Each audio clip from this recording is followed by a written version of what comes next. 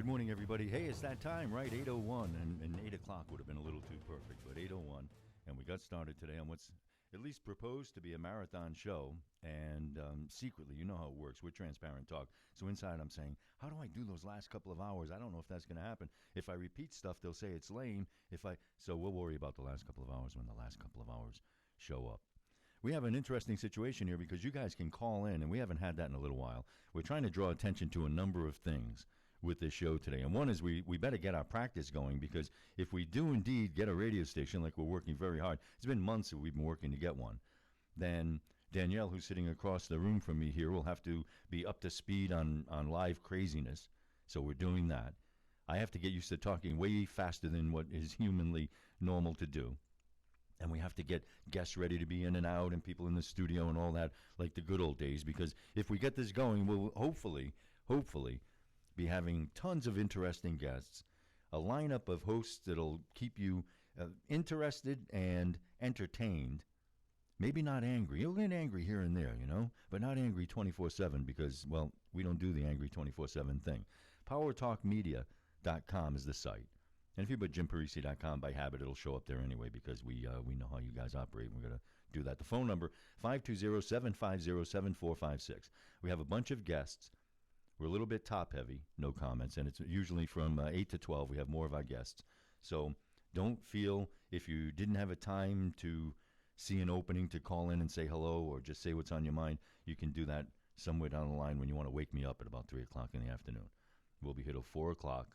And like my old-time dad, who's no longer with us, used to say, God willing. There's always a God willing. We're going to go. You going on vacation this year? God willing. So God willing, we'll be here till 4 o'clock this afternoon. And we have a lot of fun guests today. And eclecticity is a word I used to use when we were back in the day. And people used to say, you sure he's not trying to say electricity? I don't know. Eclecticity. I don't know if it's a real word. But I think what the average person interest level is not just one thing. And whether it's not just politics or not just sports or not just their business that they're in or whatever it might be, usually you'll say to someone who's well known for something, and then you'll find out, pro athletes, whatever it is, oh, he's into painting. Like, that's what really gets him excited. Yeah, he's been playing in the NFL for 10 years, but when he goes home and finishes that painting, that's what, well, we all seem to have that. And that's why we like to try to tap into that. Power Talk Media. Why are we talking about Power Talk all of a sudden? You're going to be hearing Power Talk Media, and then Power Talk Radio, all that. The reason we're doing that is because I woke up and it just was in my head one morning because we were talking about trying to convey two things: a powerful signal. Don't try to guess what radio stations we're buying. And also powerful talk. Not necessarily, again, angry or frustration or anything, but powerful, deep, interesting. You take a power walk, you eat a power bar, you do all that. Well, this is Power Talk. So you'll be hearing that until you're sick of it, and that's how it works. You know how it works in advertising. Do it until they're sick of it, and then do it some more. And that's how we get it into your head, and then you'll say, what was that? That Power Talk. And you'll still be saying things like, power walk by accident. But we're doing that. We still have the same shows, and some local folks here have already committed, should we get this station, to being hosts on the show. And so far, and I'm not going to rule out people that you already know that have done radio in town, but for the most part, we're trying to come up with a lineup that makes you say, wow, really? Like that. And hopefully not, wow, really? That's stupid. I'm hoping, but either way, it'll be, wow, really will definitely be what you think of when you think of some of these people. Today on the show, we have eclecticity. Here's where it comes out. We'll be starting the show with Ricky Ellis. And Ricky Ellison we call friend of the show. And you know what friend of the show means. Basically, that means that when you're in a pinch, you can call them and they say yes. That's what friends of the show mean. But Ricky Ellison is hot in the news right now because he's the head of Missile Defense Advocacy Alliance. And as such, he's the guy that travels around the world and makes sure that we're prepared should we have some crazy country shooting missiles at us, that we can shoot it down. Little Reagan-esque in a way. And if you don't know who Ricky Ellison is, his son Rhett, I think it's Rhett, yeah, is in the NFL. But Ricky was a player for the San Francisco 49ers, unbelievable football player. And he played high school football in some town called Tucson, Arizona. You might have heard of it. And he was really good, really good. And he's going to be, I think he's in Brussels or something like that. We're going to have him on the phone in about 5 minutes. Geography is my strong suit, and that's the first and hopefully only time I'll lie to you in the show today. And he'll be on at 8:15. And after we talk with Ricky, there'll be a little time if you want to jump right in. It'll be 750-7456. 877-456. Danielle will answer the phone, and she'll answer the phone, and she's really rude. So you don't really know how it's going to, try to be nice to her and see if it makes it any better, but I'm not making any promises. After we have Ricky, we will have another friend who used to be, for those of you who go way back, and I know my listeners' average age is 16, but for some of you guys that are a little older than that, Stacy Johnson used to do television reports here in Tucson. Must have been in the 80s or so.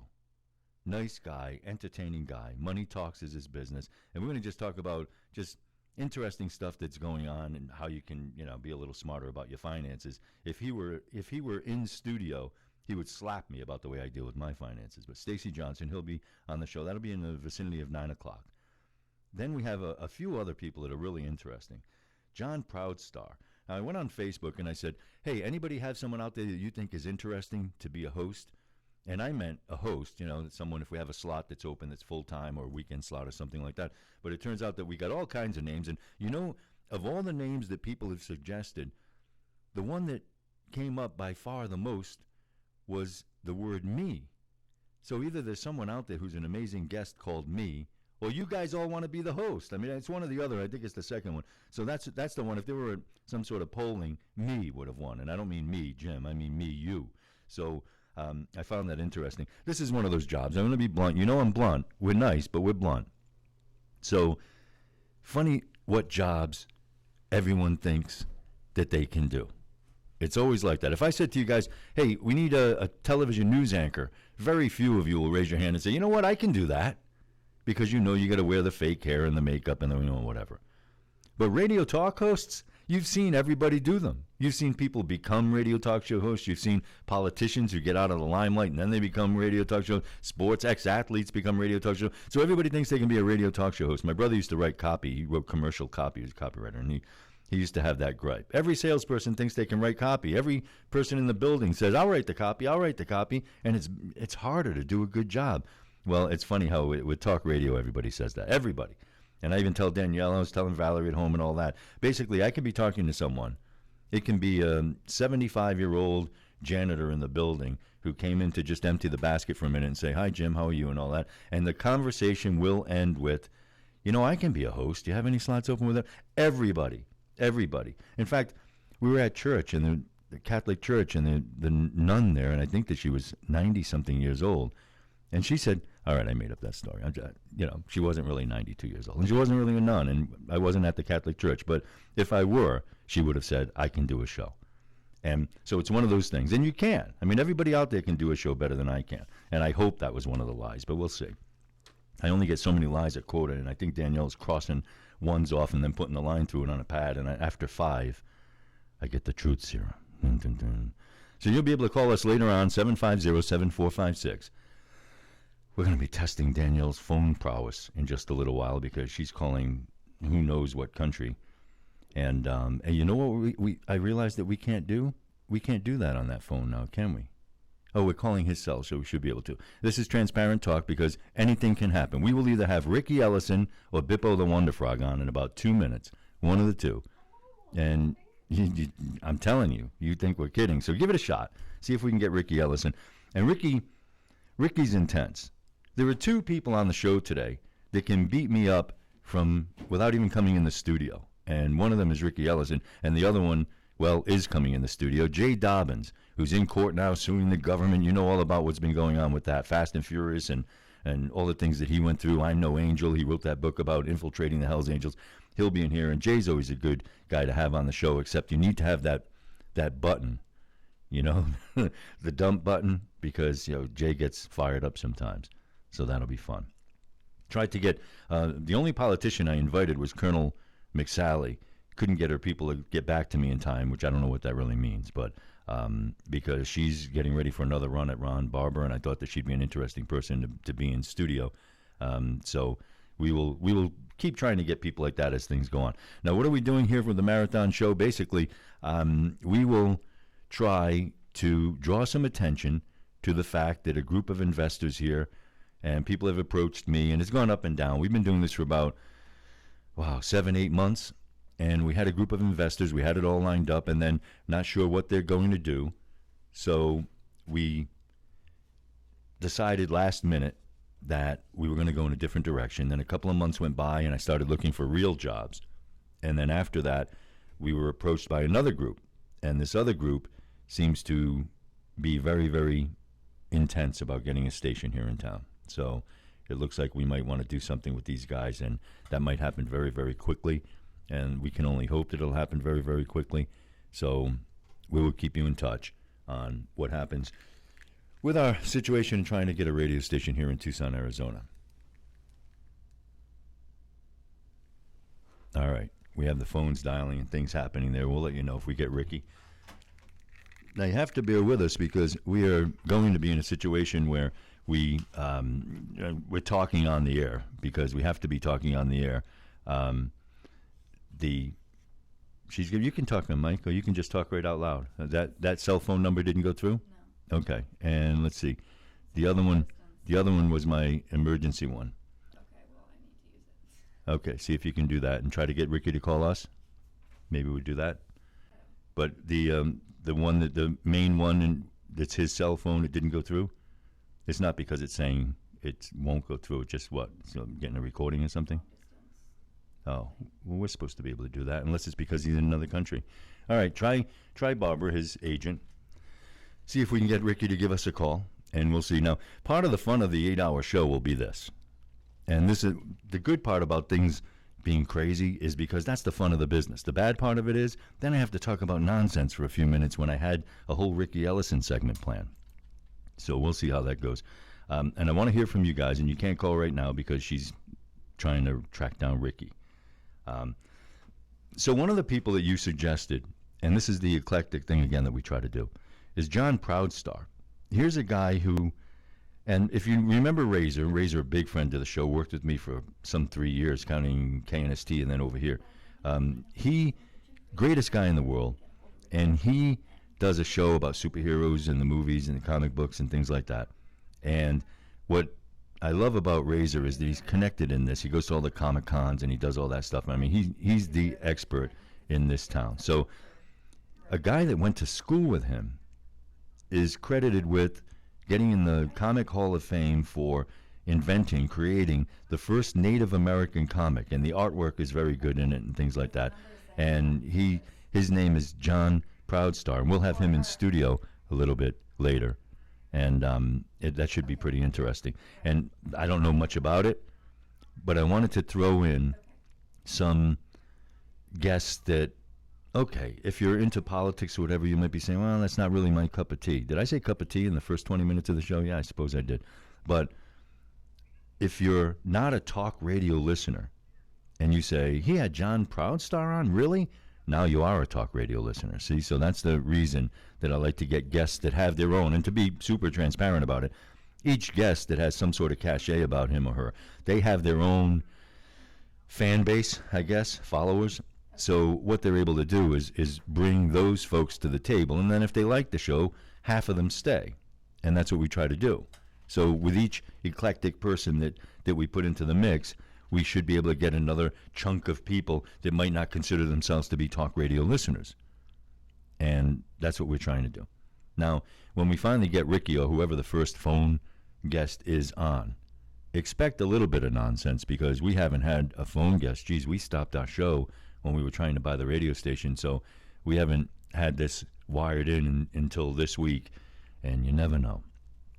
What I really should have done, should have had some listeners call first, and then we could have tested what was going on before we have somebody like Ricky Ellison on. But either way, we're going to do it in just a short while, and hopefully it'll work out real well. 10 or 15 minutes for Ricky, if he's got it. And if he thinks that's too much time, tell him I'll come right down there and I'll talk to him and we'll straighten him out. All right, I'll call you up and Jim will be right with you, okay? All right, poor Danielle. She's under the gun here. So I'm going to stall. Take your time. Make sure that you get everything going on here. That's got to be at a nice low level for Ricky. Ricky, can you hear me? I got you, buddy. Hey, man, Okay. you sound great. Can I ask where you are, or is that secret? No, I'm in the upper hills of Provence, France. Wow. Aix-en-Provence. Very cool. Overviewing. I'm on the Grand Boussay Chateau. I have a chateau. Well, no, I don't. I just made that up. I don't know. Hey, you've been, it got quiet for a little while with you, and now you're all over the news again. Proclamations being signed and two tests, and you just sent me a news release that I think we were one of the first to get, that were talking about lack of separation on this last one. I mean, tell me what's going on. First of all, Missile Defense Advocacy Alliance, and I want people to know that you've been doing this now for years, and you're the forefront guy in this area. So tell me where we stand, tell me what the difference is with what president's in, and tell me really, more importantly, what's happened with the last couple of tests. Okay, I think the biggest concern right now is that we have an immediate threat on the United States of America by North Korea. That was demonstrated to us earlier this year by a long-range ballistic missile test in December, and a further nuclear test by North Korea and reduction of the nuclear weapons. So now they have an ability to strike U.S. territory or certain states of the United States of America. In that regard, we have to rely on only one system that can protect the long-range ballistic missiles that they have, and that's our ground-based interceptor system. That system there are 30 interceptors in place in Alaska, most of them in Alaska and a couple in California. We have not tested that system in 4.5 years with a successful intercept. So last Friday, our country had the opportunity to test the system. And that GBI that was tested failed to intercept. And that's a pretty big deal because of the reliability and the confidence we have in that system. The preliminary analysis is that the third stage did not separate from the kill vehicle, which is a easily fixable issue, but that has to be done quickly, and we have to demonstrate that we can do this. There have been 8 intercepts that we've done over the last 10 or 12 years, over 14 attempts. Because of that ratio, because we just missed, we have to fire a lot more missiles at a single incoming missile than we normally would need to if we had confidence. So I'd sort of give you a pretty big scope on just the most important issue that's here. Wow, and you know what I like about dealing with you in this? I think it's your pro football competitive side, but I can sense and hear the frustration and anger, even in your news release, to be honest with you, Ricky. And you're concerned about this. I mean, as a human being and an American, I mean, you sound different than you did when we were having more successful talks. I mean, tell me about, on a personal level, what this means to you. Well, it's the protection of our nation. It's the ability to protect ourselves right now from 2 specific countries, Iran and North Korea, that are threatening, that have verbally threatened us in intent and capability. And we've spent over $100 billion on this system over 10, 15 years. And it doesn't seem to be a priority that it should be for the United States government to get done, regardless of the president, because we should not be waiting to test the system once every 4.5 years when we test our offensive systems, our ICB, times a year, every year, for reliability and confidence. We should have the same quality with our defensive systems than we do with our offensive systems. So there's frustration that we have not taken this as serious as we should, and this hopefully is more than a wake-up call, but we have to test the system. We have to fix it. I have to just bluntly ask you, why do we wait so many years? Why don't we test it? I mean, I know it costs a lot of money, but why aren't we testing it? What's more important than keeping us safe? Absolutely. Well, I think the government doesn't want to risk failure. They don't like putting themselves out to risk failure. You have, when you test, like practice. It's like practicing. You've got to fail to learn, and you should not be afraid to test because that's the wrong attitude. I think a lot of that's happened, and we've had some other directions going in terms of trying to reduce the cost of the weapons and focusing on our European defense and our Pacific defense and our Middle East defense for our troops and allies, but haven't focused on the United States defense. And that's probably what's been the cause of that 4.5 years. And the transition between presidents. I don't think President Obama, this is not, in terms of support, funding support, his support was more into the European theater than it was in the U.S. homeland. Now, you have basically been following some kid with your last name in the NFL, and I know when I see, listen to your demeanor change already. When I see your posts on Facebook, Ricky, I got to say it flat out. You are just like boiling over in pride, and you're saying, hey, he had a great game, or he's signing here, or he's signing there. So give me the rundown and what the journey has been like. I mean, I had video. You sent me video some time ago. It's amazing. It's been phenomenal. It's been phenomenal. Just like any father that has a son that follows the exact same career path and the career that you're in, you're able to shape and influence those experiences because you've already done all that. And if you got a kid that listens to you and then successfully climbs and does that and achieves that, it's phenomenal. I'm not even a Viking fan, but I went to 19 games last year. I was so excited. So I am a Viking fan now, but hell, I play for the 49ers.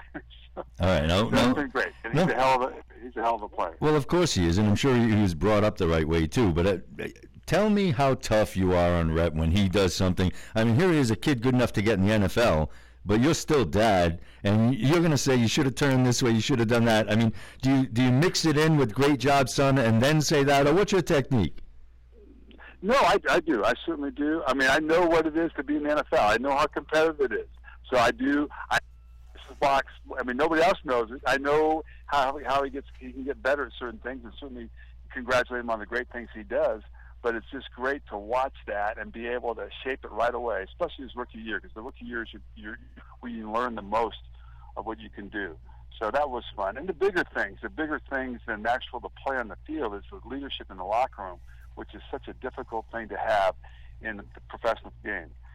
So getting him to be humble enough and getting him to be able to work with his teammates and create a leadership environment that works the chemistry of the team, to play together as a team, is just as important or more important than what happens on the field. So those are the kind of things that I tweak and twack with him the best I can. So it's been pretty successful. He had a great year. He's blocking for the best player in the NFL, AP. He's playing a lot, and it's been great to watch. Well, I can only say this when your country's away, but I'm a big New England Patriots fan, as you probably know. And I got to ask you about Hernandez. What I found interesting about this situation is that the players always know, and the players now have come forward and said, look, we had a lot of signs that this guy was hanging with the wrong people, but we didn't want to go tell on him, so he was doing okay, he was hanging in there. You must have experienced many situations where you knew that a player was either doing drugs or hanging with the wrong types of people and all that. You support him because he's a player? Do you turn the other way? Do you try to help him? I mean, most people don't go to their coaches. I mean, what do you do in that situation?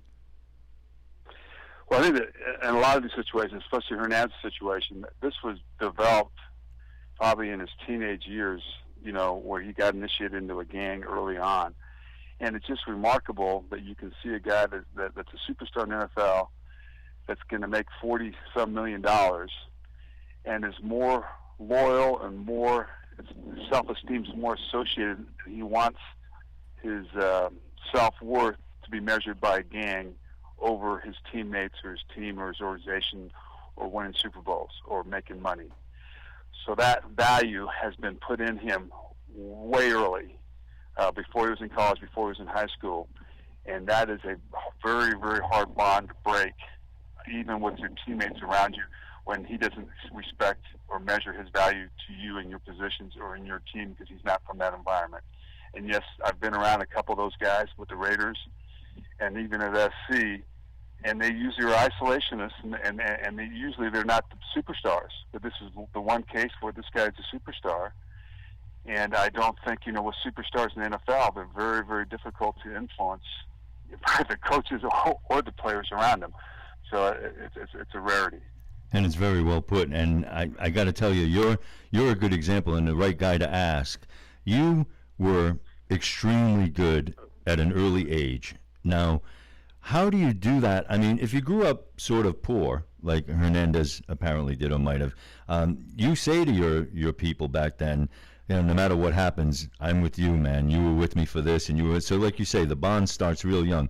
But then when you're Ricky Ellison, and when you're here in town, for example, in high school, and you were really, really good, even at that level, tell me what it must be like to know. I mean, just being a little radio guy, I have to be careful that people want to be my friend for the wrong reasons, and I'm nobody. So when you're at that level, I mean, how do you keep the hangers-on out? How do you keep your old friends that maybe weren't even close friends when you were 14 years old from expecting you to be loyal to them? How do you tell 10 people they can't come to every game? How do you wrestle with that? The critical key is that influence, and that positive, and it's male influence. It's the father figure, and if you don't have fathers, a lot of guys in the NFL don't have father figures, or don't have fathers, or single parent raised, so they rely on mentors or other coaches or other important people in that community to drive their character, to drive their value, to drive their dreams.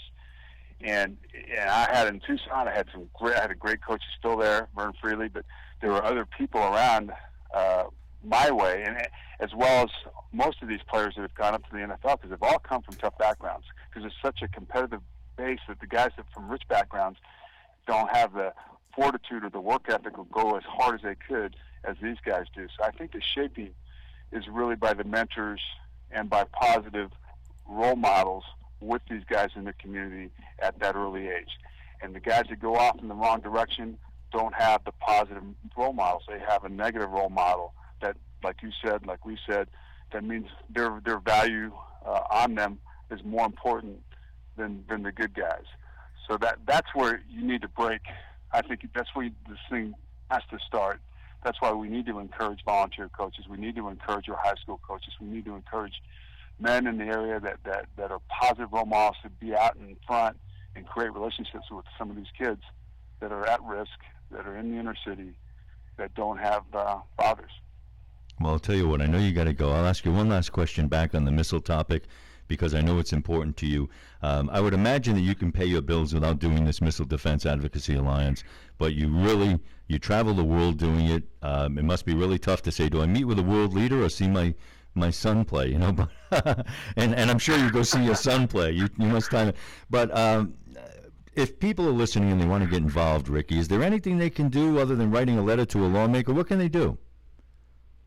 Well, I think they need to be aware of it, and they need to put their voice out. I mean, if you're paying, $700 or $600 billion a year for offense, you need to pay, at least 2%. We're not even paying. We're paying 1.4% or something like that for defense. So I think that's a huge concern, that we're so out of balance in terms of our offense and defense that they can demand and educate both the people around them and certainly their representatives on this. This is about saving life. This is about preventing conflicts. This is about peace. This is not about beating somebody, be more dominant than somebody else. And this is about collectively around the world with other countries. We have 17 other countries with us that are doing this because it's this important. So it's a peaceful position, and I think our public needs to be more engaged with it, because we are not getting the support that we should on having a defensive system. Well, Ricky, I speak for a ton of people that say thank you for doing this. I didn't know, it's not like you replaced someone who was doing this. You started this. And it's a very, very, very important topic. And in the middle of hearing about Beyonce and everybody else that's going on in the world, it's nice to once in a while get a news release saying Ricky's still out there doing it. So we appreciate it. Love to have you when you're in Tucson. Love to have you back in studio, and we wish you all the best, sir. And thanks for giving us some time this morning.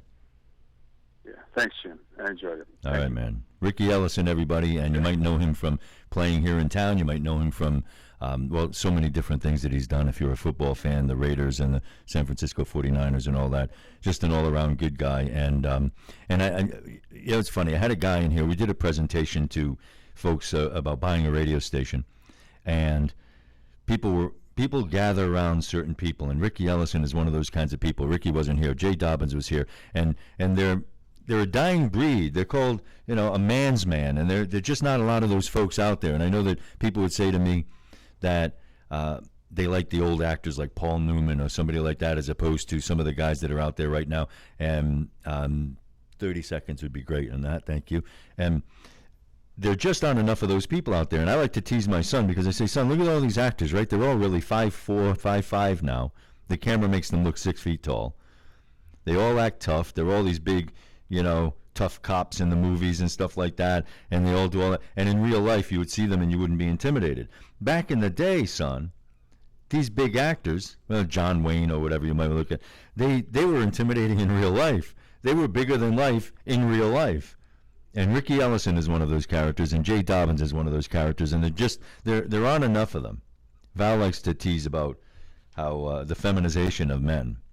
And I'm a sensitive guy. I'm Italian, and Italians are funny. I'll stereotype because I'm one. We can 1 minute we have tears in our eyes, and the next minute we want to punch the guy because he frustrated us.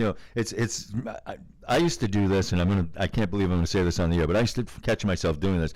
I would be overly sweet and vulnerable to a stranger. Someone would be walking by, and I would say, "Hello, sir. How are you today?" Because I was in a good mood, and I just say that. And this is when I wasn't on the air, so just Joe Blow and saying that. And the guy would just turn his head away and walk away, and I'd be saying, "Yeah, good, yeah, great day, yeah," and I'd be mad at him all of a sudden. It would go from being too nice to too frustrated, because people they need to just relax and be themselves and enjoy life, man. Life is too short. But Ricky Ellison is always a blast, and we like to have him on the show whenever we can have him on the show. But this was a legitimate update because this lack of separation, the missile had just happened, and he was the first one to report about this and to put this out there. And again, you wonder about the media and what they're covering and what they're not covering. Valerie being back in local television the last couple of years, I watch a little more local news than I was watching. And when you do that, you catch yourself watching the national morning shows because they lead into the local morning shows. The national morning shows, for those of you who are still watching them, please shut off this feed and go listen to someone else because I just lost respect. I'm only kidding, kind of. But the shows are just unbelievable. Oh, when you come back, we'll show you the proper way to send a tweet to your friends. And when we come back, and it's one after another after another. They don't even accidentally put in a legitimate story. Plus-size women are back, and we have the guy that it's one after another after another. And I can't even watch it. I have to walk out of the room. So somewhere down the line, we have to get some legitimate things back in news. And local television news does a decent job. Local radio doesn't have the budget anymore. So for those of you who are jumping in saying, I thought he was going to talk a little bit about his venture, we'll be doing that on and off throughout the day. If you're at PowerTalkMedia.com, you'll be able to see that you can click and you can listen to us on livestream.com. You can also click to donate. We have a GoFundMe account, which allows you to donate if you'd like to do that. What we've also done is we've accepted a couple of larger donations as loans with minimal interest that we pay back. So if someone wanted to do that, please just donate and put a note saying, happy to give you this loan, and we will write you down, and we're trying to pay people back within 3 months, which is a pretty quick turnaround. And all you have to do is click on that. Now, when you click and go to put a donation through, you will see Aim for College as the company. And that's freaked a few people out because they go like, Aim for College? I know Parisi has a different company every 2 weeks, but I never heard that one before. That's the family's PayPal account. So that was the one. These places only use PayPal. So I'm not changing PayPal because we're opening up a new one under PowerTalk Media very soon. So that's what I'll be using down the line. PowerTalk Media is going to be what we use for pretty much everything. We are segueing from Independent Voice Project. We closed that chapter. And PowerTalk, the new logo that we just made, 4 o'clock this morning, is on the website. Yeah, give Valerie credit for that. And so please, if you inclined to donate, we like to keep the cap on the donations to $75 million. So please, if you're inclined, you can break it up into two. If you want to give us $150 million, just break it up into two. All right. I'm not being humble about that. Who do we have next in line? We'll have Stacey Johnson in about 20 minutes. All right. I need suggestions on how to get through this 8 hours without commercial breaks. We're obviously not going to sell commercials. I mean, we're just trying to draw attention to things. So this could get really crazy. If you're listening now, really just shut it off and come back later, because when we really, you have to be honest. What will really be entertaining? And the guests, Ricky Ellison and John Proudstar, these will be great guests. But what's more fun than hearing me have nothing else to say, no food, very little sleep, and I have to do 2 or 3 more hours. Danielle's too shy to speak. So it'll be really, really interesting. Razor has a real job. You hear Razor now on, I think he's on 7 radio stations. He's the traffic guy. And you know how the traffic guys do it. I always like to tease that the commercial is always longer than the actual traffic report.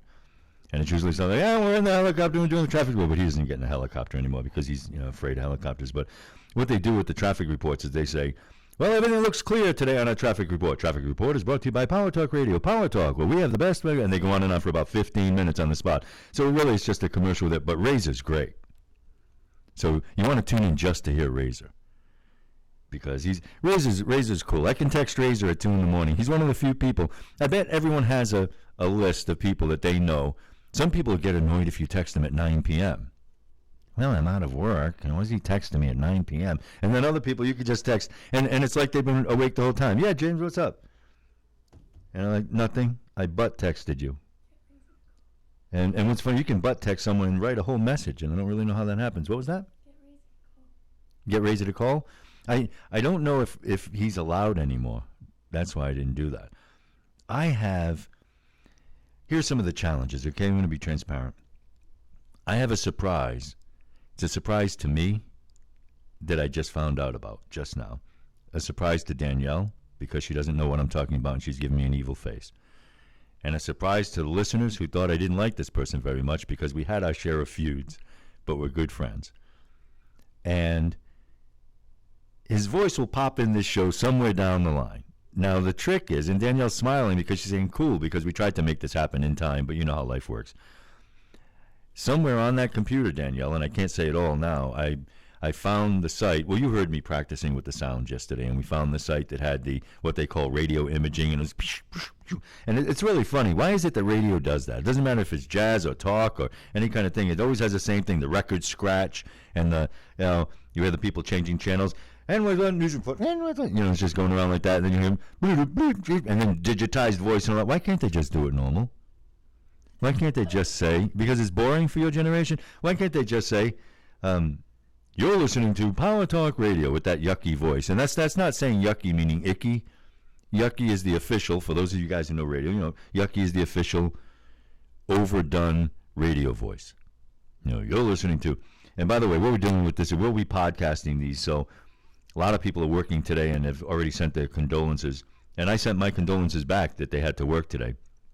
But we are not hyping the heck out of the show, but you will be hearing the show everywhere. I'll have it on YouTube. We'll have it back on the site in pieces. A lot of people want it in pieces now, but we can't really do that while we do it. And the only way I can come up with commercial breaks, because I'm guessing that I might need to eat or go to the restroom or possibly sleep. We have a few interviews, and hopefully, you know what always ends up happening, Danielle? There are people who've been listening to the show for so long that even if I pull an interview from 6 years ago, they heard it. They're like, there goes Parisi playing that interview. It's like it was 6 years ago. I should be able to sneak that on. So we have some interviews, and we'll be playing those, and we'll be calling those our breaks. And we might even play one more than once. And some of the people, I try not to name drop or be annoying. All right, name drop. And my kids will say, yeah, I know, Dad, because I can't watch any TV show. A million years of television news, I interviewed 5 people. Radio, everybody jumps into the show. You get everybody. So as they're watching The Nanny. Yeah, Fran Drescher, yeah, she was on the show. They're watching Grey's Anatomy. Kate Walsh, yeah, she was in studio. My kid loves Full House. Yep, Danny on Full House. Yeah, we had him on the show. Yeah, so you get to talk to all these people. But what's really bizarre about it is you only get to talk to them on the air. The producer gets to say, hey, Bob, Jim will talk to you in a minute, and they have an actual conversation that's real life. For me, they're already on. They're already on. We haven't even said hi. We don't even know each other, and we're already doing the interview dance, which is just, crazy sometimes. So we'll throw a few of those interviews in for breaks. What I like to do now, because Danielle doesn't look scared, is see if there's anybody out there that wants to call. And I know there can't be too many people listening at this hour, and you're at work and stuff like that. But if you want to try the phones, Ricky tested it, and it worked out pretty well, right? Now, I know people are always saying that the audio is always a little low feeding out, and there's someone that said that this morning. But we're testing it here on a couple of computers, and it's audible, if nothing else. I think the bigger issue is people are saying, the sound is fine, but the host is an idiot. I think, but other than that, I think the sound is okay. So why don't, and I know that Man in Black, Mark, is traditional for being the first guest ever. In fact, when we get the radio station, remind me, Danielle, Man in Black, he's a legitimate person. I mean, I have to remember that everybody has a nickname. She's probably thinking of Will Smith. Man in Black will be the first in-studio guest out of courtesy because, and he came to the Pizza Hut Val birthday party surprise that we had about a week or so ago. Here comes people, all right. And Man in Black was the first in-studio guest, so he always teases me and says, if you get a radio station, I want to be the first in-studio guest. So... We are on the air right now. Did you want to... Yeah, of course he wants to. Anybody calling now is going on the air. Let me put the disclaimer out right now, and we'll do it in the official. If you're calling Power Talk Radio, you will be on the air. All right, there you go. We'll do that right now. We'll just see what goes on. I'll put you on. And put his level low, because if that's who I think it is, he's a real loud pain. No, I'm only teasing. All right, who do we have? Doug? Hey, Doug. Good morning, Jim. How you doing? I am doing just fine. How are you, sir? I'm doing all right. I got to go to the dentist, so it may get worse from this point forward. Wow, you should come out and do the show after you do the dentist. Okay, if I'm still alive, I'll come over and help you out. I appreciate your support, too, over the time that we've known each other, Doug. So, and do I have to put another Doug? We don't have to say your last name. That's all. We'll just say Doug. That's true. We don't have to say my last name, so therefore nobody gets me confused with anybody. So we don't have to do that. Hey, we rewired. Even since you've been in here, Doug, we've wired things up, and we're ready to go. Hopefully this venture grabs ground in 2-3 weeks. At least we'll know, yes, and then we can start laying the groundwork and all that. So we're excited, and I want to thank you for your support with this. Oh, I'm more than happy to do it. 100% behind you, Jim. I had to call in, give you props for working so late last night and still being able to get going at 8 o'clock this morning. Oh, we got here, all right, 15 minutes before the show. Yeah, I figured as much. But hey, you know how it works. You've been there. Been there, done that. Walk in 2 minutes before the show starts. Okay, let's go. Well, I'll tell you what, we hope that you don't have anything terribly wrong at the dentist, and it's something pretty basic, and that they don't put you under, because when they put you under, sometimes you don't come back. That's how. Yeah, that's my fear. That's why I don't want to go. I know you're set with God and all that, so you're okay, but, for the average person. Doug, yeah, man. But can you imagine a report, man dies in dentist chair? That's pretty sad. Oh. That'd be a horrible way to end it. Danielle came close, but we'll tell that story later. But Doug, thanks for giving us the support and for calling in and being the first listener on the Marathon Show.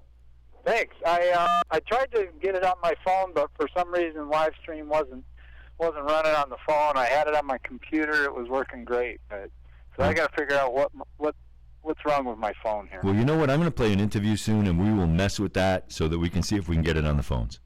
Okay, I got an Android, by the way. I'm not an iPhone guy. Yeah, I switched over. I have Android too. I think we'll be okay. We'll mess with it and see what we can get going with that, Doug. All right. Thank you, man. Appreciate it very much. All right, bye. All right, Doug's a big supporter of the show too. On the Procaster, there are 2 settings. You have to put it on the double setting if we haven't. It is? Okay, so it should be on the phone. I don't know. These things are a pain. Because we use a video service, not an audio service, and thank goodness we don't have the cameras on this morning, because I figured if we were doing an 8-hour show, we really don't want to have to smile during the show. Just try to get through it. Hey, we're only about 10 minutes away from our next guest, Stacy Johnson. Now, let me tell you something about Stacy Johnson. Stacy, I don't know what that signal means. Oh, okay. There are referees that have kind of signals, like this one. You guys can't see me. This is holding. Offense, say you're pulling down the wrist. But Danielle tapping her palm with her forefinger was supposed to mean I need the phone number. I don't even know what that one's never been in my repertoire. I know you sign. Can we learn that? That has to be the trick. You can sign. No, I'm not going to learn it. Maybe someone out there will teach me sign. I'll tell you what. Let me give you Stacy's number. 954. Stacy would kill me if I ever did that. Yeah, his number is here. Stacy Johnson. And he's one of those people who has the non-gender specific first name. And there are more and more of them. People were teasing me in my house because I said James is also a female's name. No, it isn't. No, go look it up. There are famous models, everything. James. Don't make faces. And people are asking me why I'm Jim and my son is James when James sounds so much cooler. But I can't change now. And there's a secret reason that I'm Jim, and I don't know if I've ever told anyone. I know I've never said this on the air. I've been Jim Parisi since 22 years old in college radio. In college, let's see, I was 30 in college because it took me 74 years to pass. No, I was, I don't know, 2021. And the reason I say James, Jim Parisi, even though in life a lot of people call me James, and you guys can all do this at home, if you had to talk fast and say James Parisi on the air, or Jim Parisi, because Jim ends with your mouth closed, Jim, and P starts with your mouth closed, P, Jim Parisi goes better. So thus, stuck with it. Because I like James. James is a cooler name. Anyway, and when people are mad at me, they say James.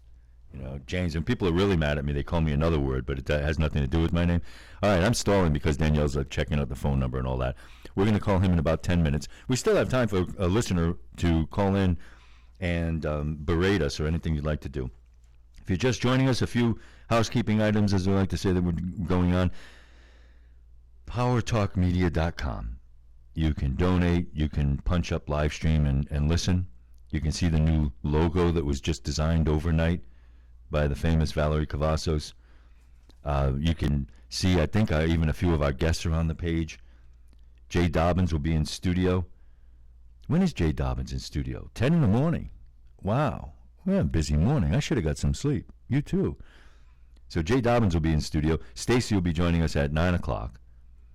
At noon, John Proudstar, he'll be in studio too. So this is going to be very, very cool. And we will work on, we'll play a tape and we'll try, but when we're playing a tape, there's not much that we can do. We'll try to see if we can get the phone thing working if it isn't.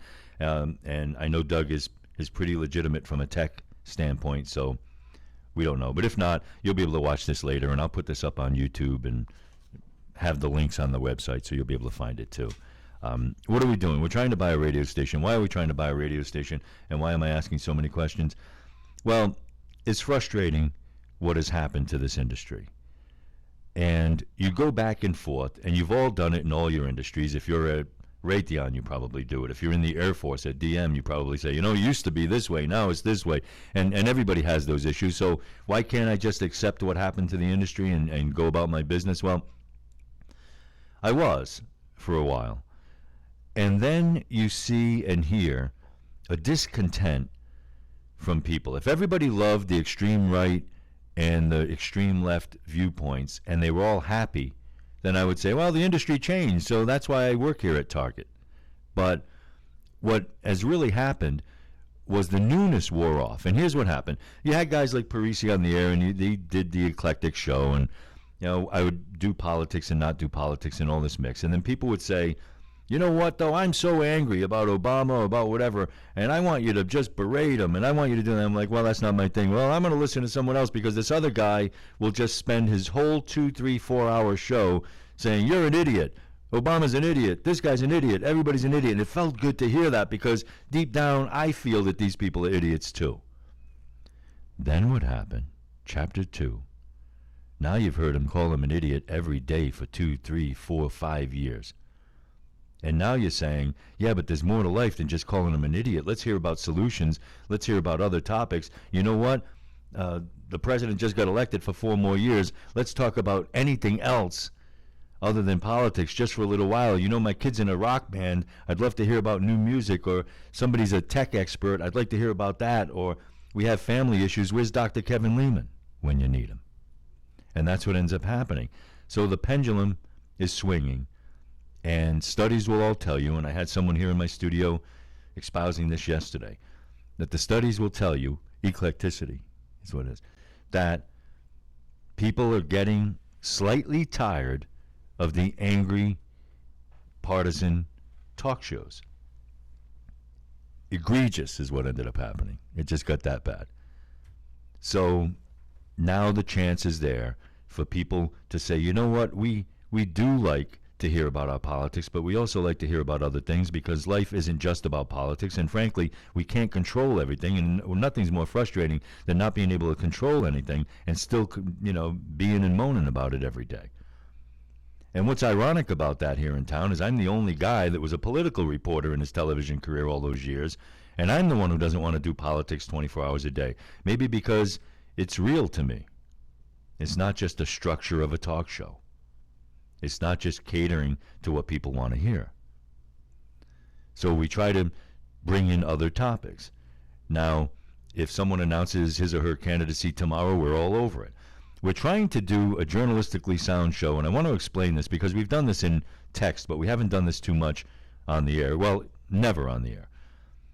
We're trying to put together hosts that are journalistically sound enough that if things happen in the community, that we can have the experts in studio to break it down for you, to keep you informed on your phones, on your iPad, on everything that you have, without having to have news people do it at the top of the hour for a minute. That, let's be real honest, half of them in this town are coming out of Phoenix and piping it down, ISDN line.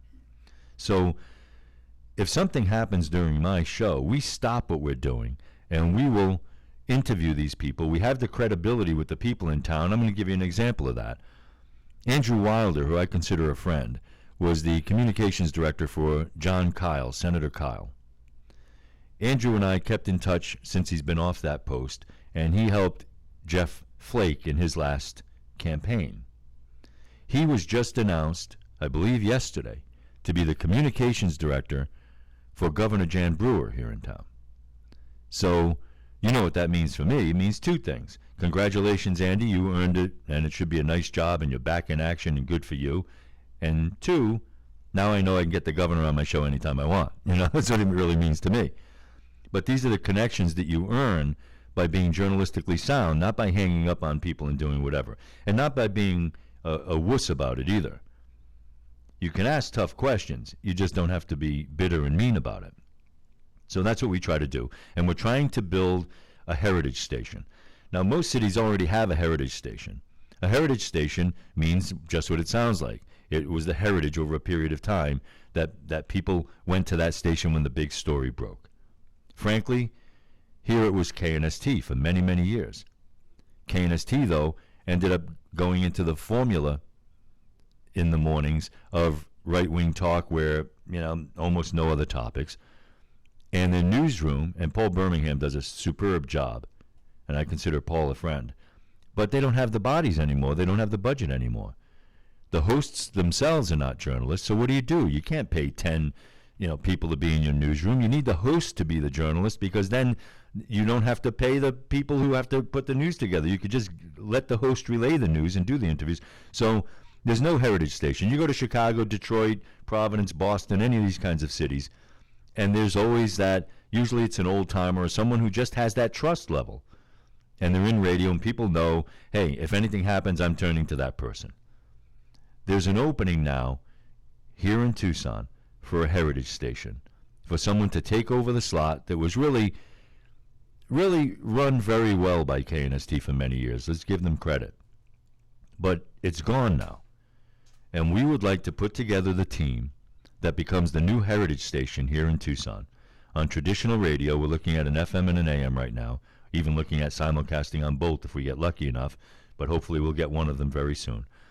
Our ETA on this, if we pull it off, we could be on the air within 2 months. So this is intense, and we're giving it our best shot to bring you a sound product that hopefully you'll be very proud of, not just trying to get Jim back on the air. This is not me. This is a concept, and it's an old concept, but one thing that we will do, and we will spend every minute and every dollar doing, is making sure it's not old, stale, boring. It's new, exciting, high-tech, but with the old, stable morals and sound journalistic, hopefully, integrity. Coming up in just about 2 or 3 minutes will be Stacy Johnson. I want to tell Stacy Johnson stories, but then if he's listening, because we are on the internet, so if he's listening at home right now, he won't come on. Stacy is darn entertaining. Stacy's one of those people who's entertaining in person too. Stacy would be a great host. In fact, I should talk to him about doing a money show on a weekend or something like that.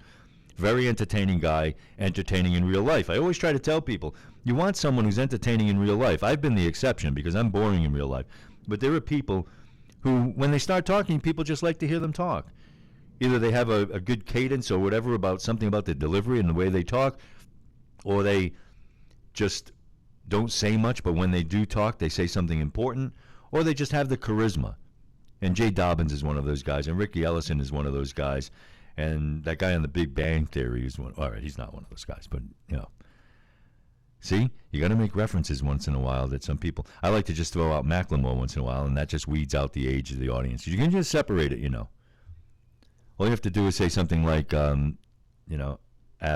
whatever, and everybody, and then it just boom, right down the line. Half of you go one way. Yeah, see, exactly. Oh man, so what can you do to help us out? Just listen to us when the radio station comes out. Most of you guys aren't in the financial situation to do anything more than that, and that's okay. I'm already dumbfounded that people even still remember my name. I still get an email now and then. Hey, we miss you on air and stuff. Seriously? I mean, really? I don't. It's humbling because I don't even know. I can't even remember who I met yesterday sometimes, but I do remember the people who were with us. And let me just say this real quickly. There are probably 50 people that have supported me to the point of, I mean, just on a personal level, have come by. If I was in an accident, they went to the hospital. They come here in the studio. I have people who write and say, when things before Val got her job, do you guys have food on the table? Your kids okay? I mean, just touching, wonderful people. Tucson has become such a second home. And really, frankly, since I was an adult, if you want to count 18 as the time you've been an adult, well, I've only been in Providence, my hometown, a few years after I was 18. And I've been here 14 years in Tucson. I've never been in another city more than 4 years. The next runner-up would be southeastern Connecticut, New London, Groton, Mystic, that area, about 5 or 6 years. So Tucson is it. And it's been a pleasure. And we hope now, and I should tell you that if I get this station, I'm prepared to sign on for 5 to 7 years to do an extended morning show. So should be a lot of fun. We have people lined up. I'm dying to drop names, but you know what? I haven't asked permission of the people that we've talked to be hosts. I will drop one name today because that person will be here in studio. So I should be able to just say, hey, is it okay if I tell people that you would like to join us in some form if we hit air? So should be very, very cool. The gentleman that I'm putting on the air next, Stacy Johnson, I haven't spoken to in years, haven't seen him in even more years. So he should be a riot. Okay. Hey, we might put a total stranger on the air right now. Did I just hear you call the wrong number? Yeah. Does that mean that I copied the number wrong? Maybe. That would be a riot. You should have just said, time for your radio interview, sir, and put him right on. That would have been great radio, as they say. You want to look at this one more time? And if this is the number you called, then I'll talk in circles while I punch up the email and triple check on Stacy, because I know he's stopping his day to make sure that he can join us. So I want to give him his airtime too, and I want to know what website he's at so that I can promote his website. Very, very kind guy too. Stacy and I used to, I don't want to say party together. That's probably not the right word for it, but we used to go to what is now NAB, but used to be Okay, and then let's clarify this while she's putting him up. She dialed the number wrong. Okay. He'll pick up in just a second. And here I am. Yeah, perfect. All right, it's been just too long, so let's see where we can go here. You punch the young man up and see how he's doing. Stacy, can you hear me, man? I can hear you, Jim. How are you? Wow, so we can't find time to talk to each other off air ever, but we can do it, in this form. I don't know how many years it's been, but great to have you on the show, and I appreciate you giving us a few minutes because it's been a long time. Can I bring up before we say anything how many years ago that you were on Tucson television? I was actually trying to remember how long you and I have known each other and how long, let's see, I think I left Tucson in 1990 or 1991. Wow, okay, that was a long time ago. You can't go back to how long we knew each other because we can't tell any of the stories. So you're one of the few guys that I can't really tell the stories. But Stacy had to be nice to me because I was a television news director and he has a great product and he was putting it on television stations. Or maybe he would have never spoke to me, but we had a blast, and I was just telling how we used to go to a different city for the television news directors convention, and I would always meet up with Stacy and we would hang out, and Stacy wouldn't drink or party, but he was still a nice guy to be around. So bring me up to date on Money Talks and what you do now. And I mean, you've morphed very, very well, Stacy, with this product. from the days when they used to give you tons of money just to even put it on the air to now information overload, and you still have kept the brand and you're doing well. So tell us what's going on. Well, I'm still on about 75 TV stations, and my career began on K-Gun in 1987, I want to say. But we've really morphed more into web now. We're still on the TV stations, but a lot of our business is now on the web. My videos and written articles now appear on MSN Money and Yahoo Finance. And we have about, I'm going to say 2 million people a month just from those two websites are looking at our stuff. So we've really become an internet company more than a television production company. Well, and you've always been a little bit ahead of the curve with that, and you have to be, right? I mean, no one's dethroned you. And let's be blunt about it, Stace. I mean, everybody and his brother wants to say that they're a money expert and they can do these shows and all that. And you've survived where, I mean, I remember I think one or two of them from when I was a child, but I don't even see any out there. And you've done well with that. You've produced them. You've done them. And I haven't seen the last couple of years, but you've always had an element of entertainment in them, whether you were the host or you had other people mixed in with you that made them funny, that made a relatively dry topic like money entertaining and interesting for people who are experts and people who know very little about it. That was by design, I suppose. Yeah, well, I mean, we are who we are. I like to have a good time. And I think, one of my major goals, Jim, has always been, actually, to put it bluntly, if you say the word sex, you get everybody's attention. Mm-hmm. But if you say the word money, people's eyes tend to glaze over. And I've always been working at that because money obviously is really interesting. It's certainly compelling if you don't have any, and it's just as interesting when you have a whole bunch. And yet, nobody wants to talk about it. And so I've always tried to figure out what that magic combo is that'll make this topic interesting because I find it super interesting. Well, not to mention that you're not going to get that other word if you don't have the money, which is usually all right. Well, they're being a little shallow about that, but you've always been entertaining, and I mean the production value for this kind of a piece that you've put together over the years has always been very, very high. You could have done it a lot cheaper. A lot of people just put a talking head up and do their thing, but you have people coming. You're shooting from inside refrigerators and coming out of garbage cans. I mean, you've done everything you could do, puppets and things like that. I mean, just everything. But yet it has never been silly. So let me ask you then about finance in general now. I mean, this in my lifetime is the roughest period.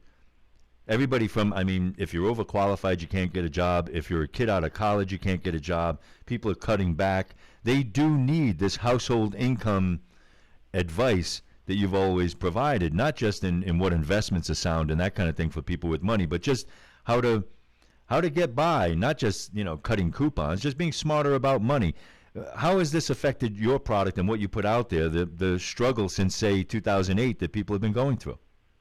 There's a couple of different ways. Obviously, I was been doing money management in 1981, which was another really bad time. Believe it or not, when I started, I was a stockbroker for 10 years, as you know, right there in Tucson, and the Dow Jones was like 800 then.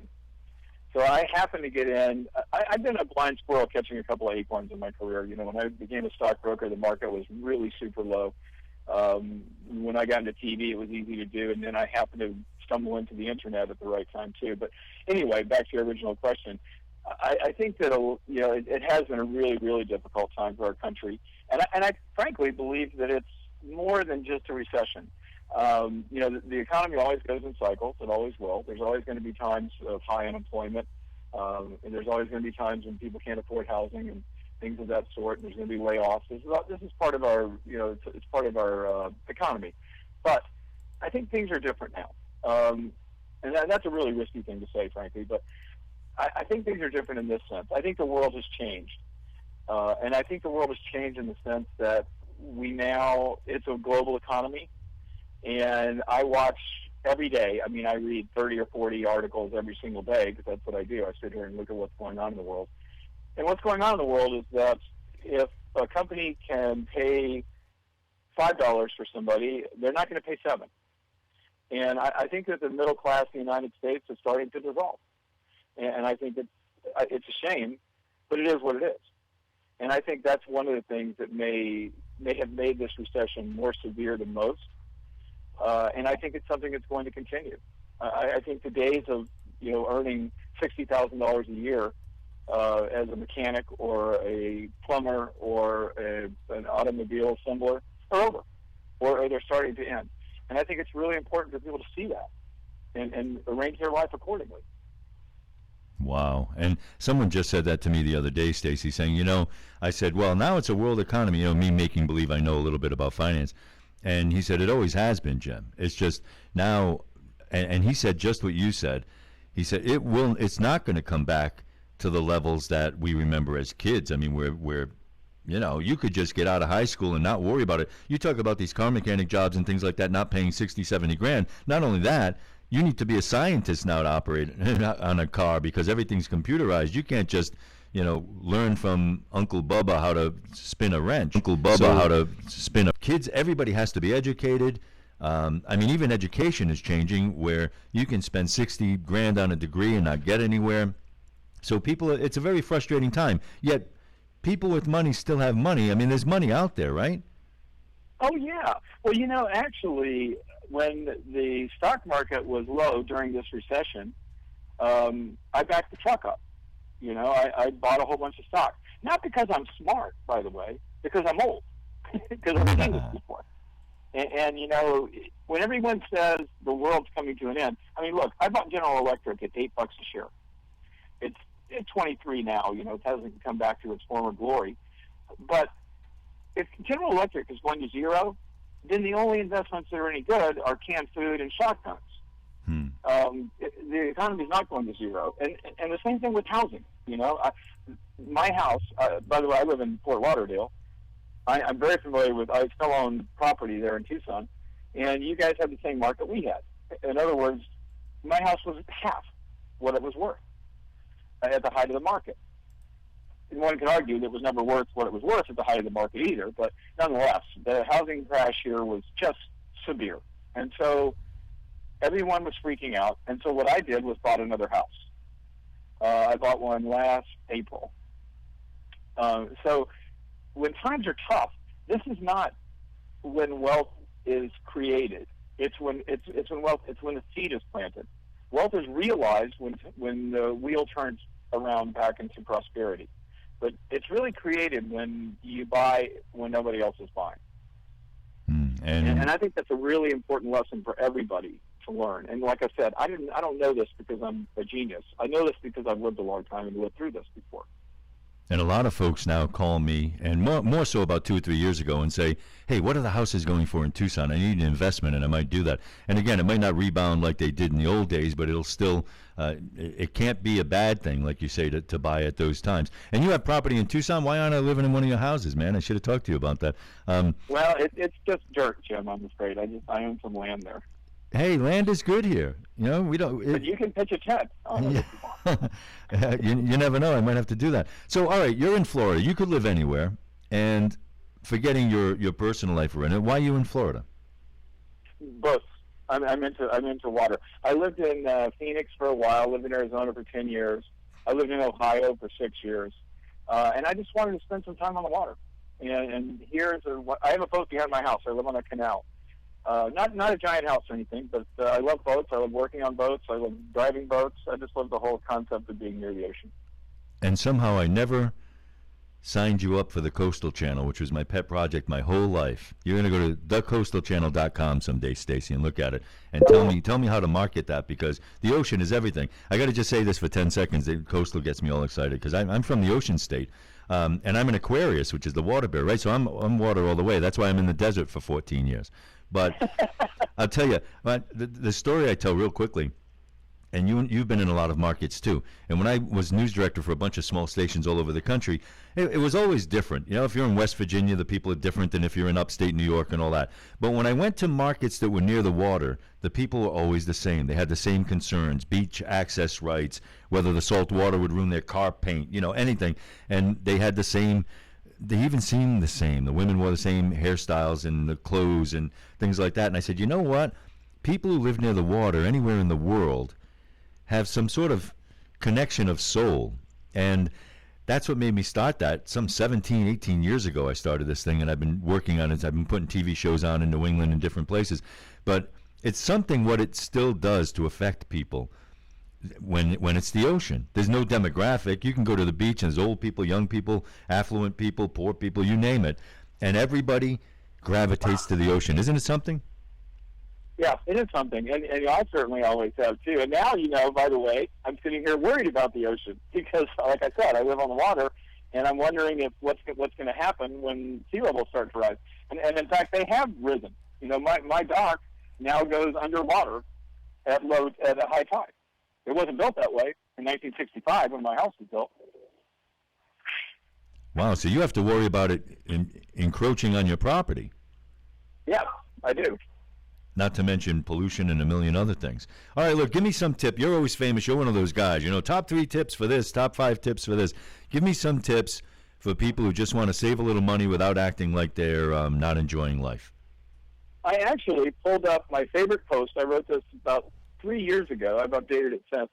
It's called The 10 Commandments of Wealth and Happiness. And I will not go over all 10. But I will go over it because I think it's really important. I think one of the main things about money that's really critical is that the older you get, the more you realize how insignificant it is. Obviously, I say this having a roof over my head and everything. It becomes very critical when you don't. Sure. But being happy is what we're on the earth for, not to be rich. And I wrote this post because I saw a bumper sticker, and we've all seen it, the one who dies with the most toys wins.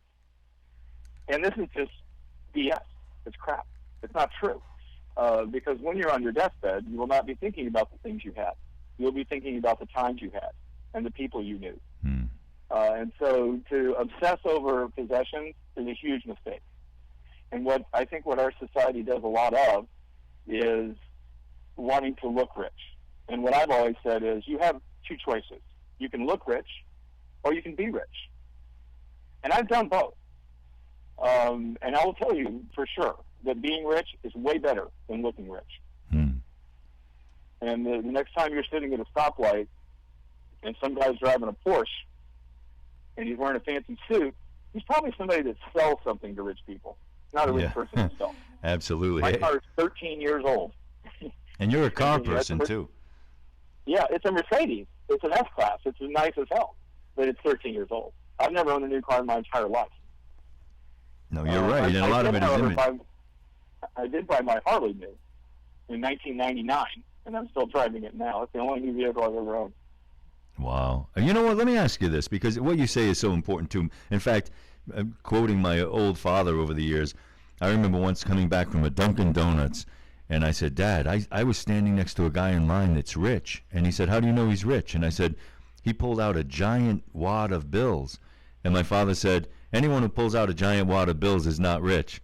He said he probably has a 20 on the outside and they're all ones. And he was joking about it, but there's some truth to that. When you're showy, basically, you're usually not rich, or if you are rich, you're too arrogant for anybody to care about anyway. Yeah, it's amusing. I'm not super rich, but I don't have to work if I don't want to. But I walk around in shorts and a T-shirt. That's what I wear. And it amuses me. I'll go into a car dealership or a fancy store or whatever, and everybody ignores me. Yeah. And but when you have means, you don't need to prove it to somebody. Usually, when you're trying to prove it, you don't have it. All right, I have a personal question for you that I've always had. Now, I've been up and down too, because the broadcast industry. Sometimes you can make 6 figures. The next month you're on the beach, as they say. But I grew up in a world where it was almost. I'm very comfortable being the underdog. How do you get rid of the feeling that I feel guilty if I make a lot of money, and we're trying to buy a radio station here, and that's what I originally had called you about some weeks ago, and we'll talk about that. And how do you break the image? If I ever make enough money that I'm driving a beautiful vehicle or whatever, and I see a kid who's 20 years old who reminds me of how I was then, and he's in a beat-up car and he pulls up next to me, I want to get out of my car, knock on his window, and apologize for having a nice vehicle. I mean, I'm so uncomfortable with it, Stacy. How do you shake that when you grow up blue collar like I did? It's not your world, It is true, and I think it can hold you back. I mean, I think you can sabotage yourself by feeling guilty about success. And I grew up the same way, Jim. My father he regarded rich people with suspicion. And that's the way I was brought up, and that's the way a lot of people were brought up. I mean, it's easier for a camel to pass through the eye of a needle than a rich man to gain entrance to the kingdom of heaven. Mm-hmm. I mean, this is biblical. It's old. And it is difficult to get over. Likewise, also difficult to get over. I mean, you can sit there and say, Stacey, you're so successful. I don't feel successful at all. Susie Orman is successful. You know what I'm saying? So you can always feel bad about yourself if you want to. And you can always find a reason to feel guilty, too. Yeah, that's why you have to. It's the human condition. Yeah, and it's how you treat people that can make you feel better about yourself, as opposed to how successful. And every successful person, and one of the reasons you don't feel that successful is because you remember the failures and the struggles. And every time I run into an entrepreneur, they tell me the same thing. Yeah, my first 15 companies went under, and then the 16th one, that's the one you know me for. Domino's Pizza, or whatever it is. So everybody has those fresh memories of things that didn't go perfectly. I find that remarkable, actually. I think it's one of the most ironic and odd things in human life is that we hate failure so badly that we do anything to avoid it or disguise it. And yet, failure is the only thing that makes us successful. And in fact, you know what I do, Jim? Next time you go to a party, try this. You start talking to somebody and you find them really interesting. Say to them, something really bad must have happened to you. What was it? And almost invariably, you will find that people who are interesting have overcome adversity. Mm-hmm. People who are boring have not. And I won't say that's universal, but I'll tell you, it's pretty close to universal. And so for some reason, we have problems in our life. We're an alcoholic, or we've lost all of our money, or, whatever. And we want to hide this, when actually it's what makes us who we are. It's what makes us successful. It's what gives us character. So it makes us interesting. And so, there's no shame. I mean, I've failed lots and lots of times. I've probably failed at something just this week. But and I don't like to talk about it. But at the same time, I wouldn't be successful if I hadn't failed so many times. Well, and you wouldn't enjoy the successes if you didn't have something to compare it to. Stacey, people want to know where your reports are, your website, and all that. Do a little promotional stuff. Yes, I was hoping you'd get there, Jim. My website is moneytalksnews.com. Money Talks News. And I emphasize the news at the end because there's also a website, headquartered not far from here, actually, which is moneytalks.com, and it's porn. And it's oh, my goodness, seriously. Yeah, I tried to sue them because I've been using this name for 23 years. And they're relatively, maybe they're 5 years old. And they're making a lot more money than me, too, I'm afraid. Wow. So anyway, moneytalksnews.com is my site. And look for the post about the 10 Commandments of wealth and happiness, because it tells you some of the stuff that I've done to become financially free, and also to be happy. They're both important. Happy's important, Stacey.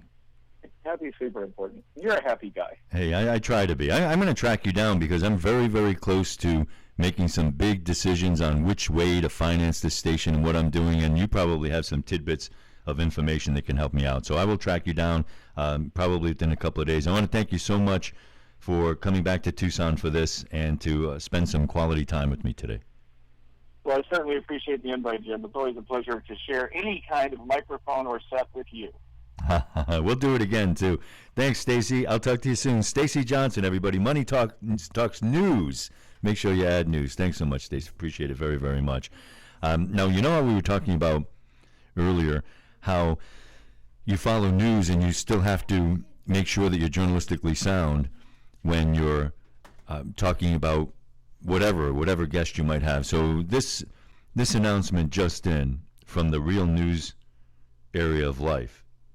Your former governor and the head of Homeland Security, Janet Napolitano, is resigning. She will be playing her new games at the University of California. It was just announced today. Napolitano will leave her post in September. She announced the move today. It started to get out in the media, revealing that she was nominated to lead the California university system.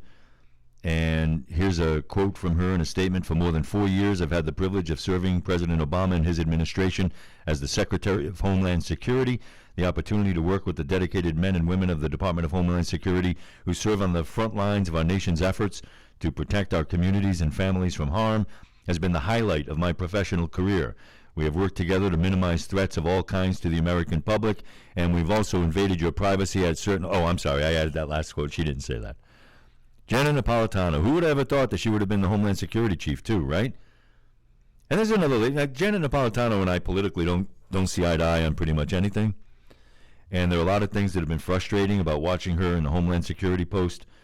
Talk to her one-on-one, nice enough person.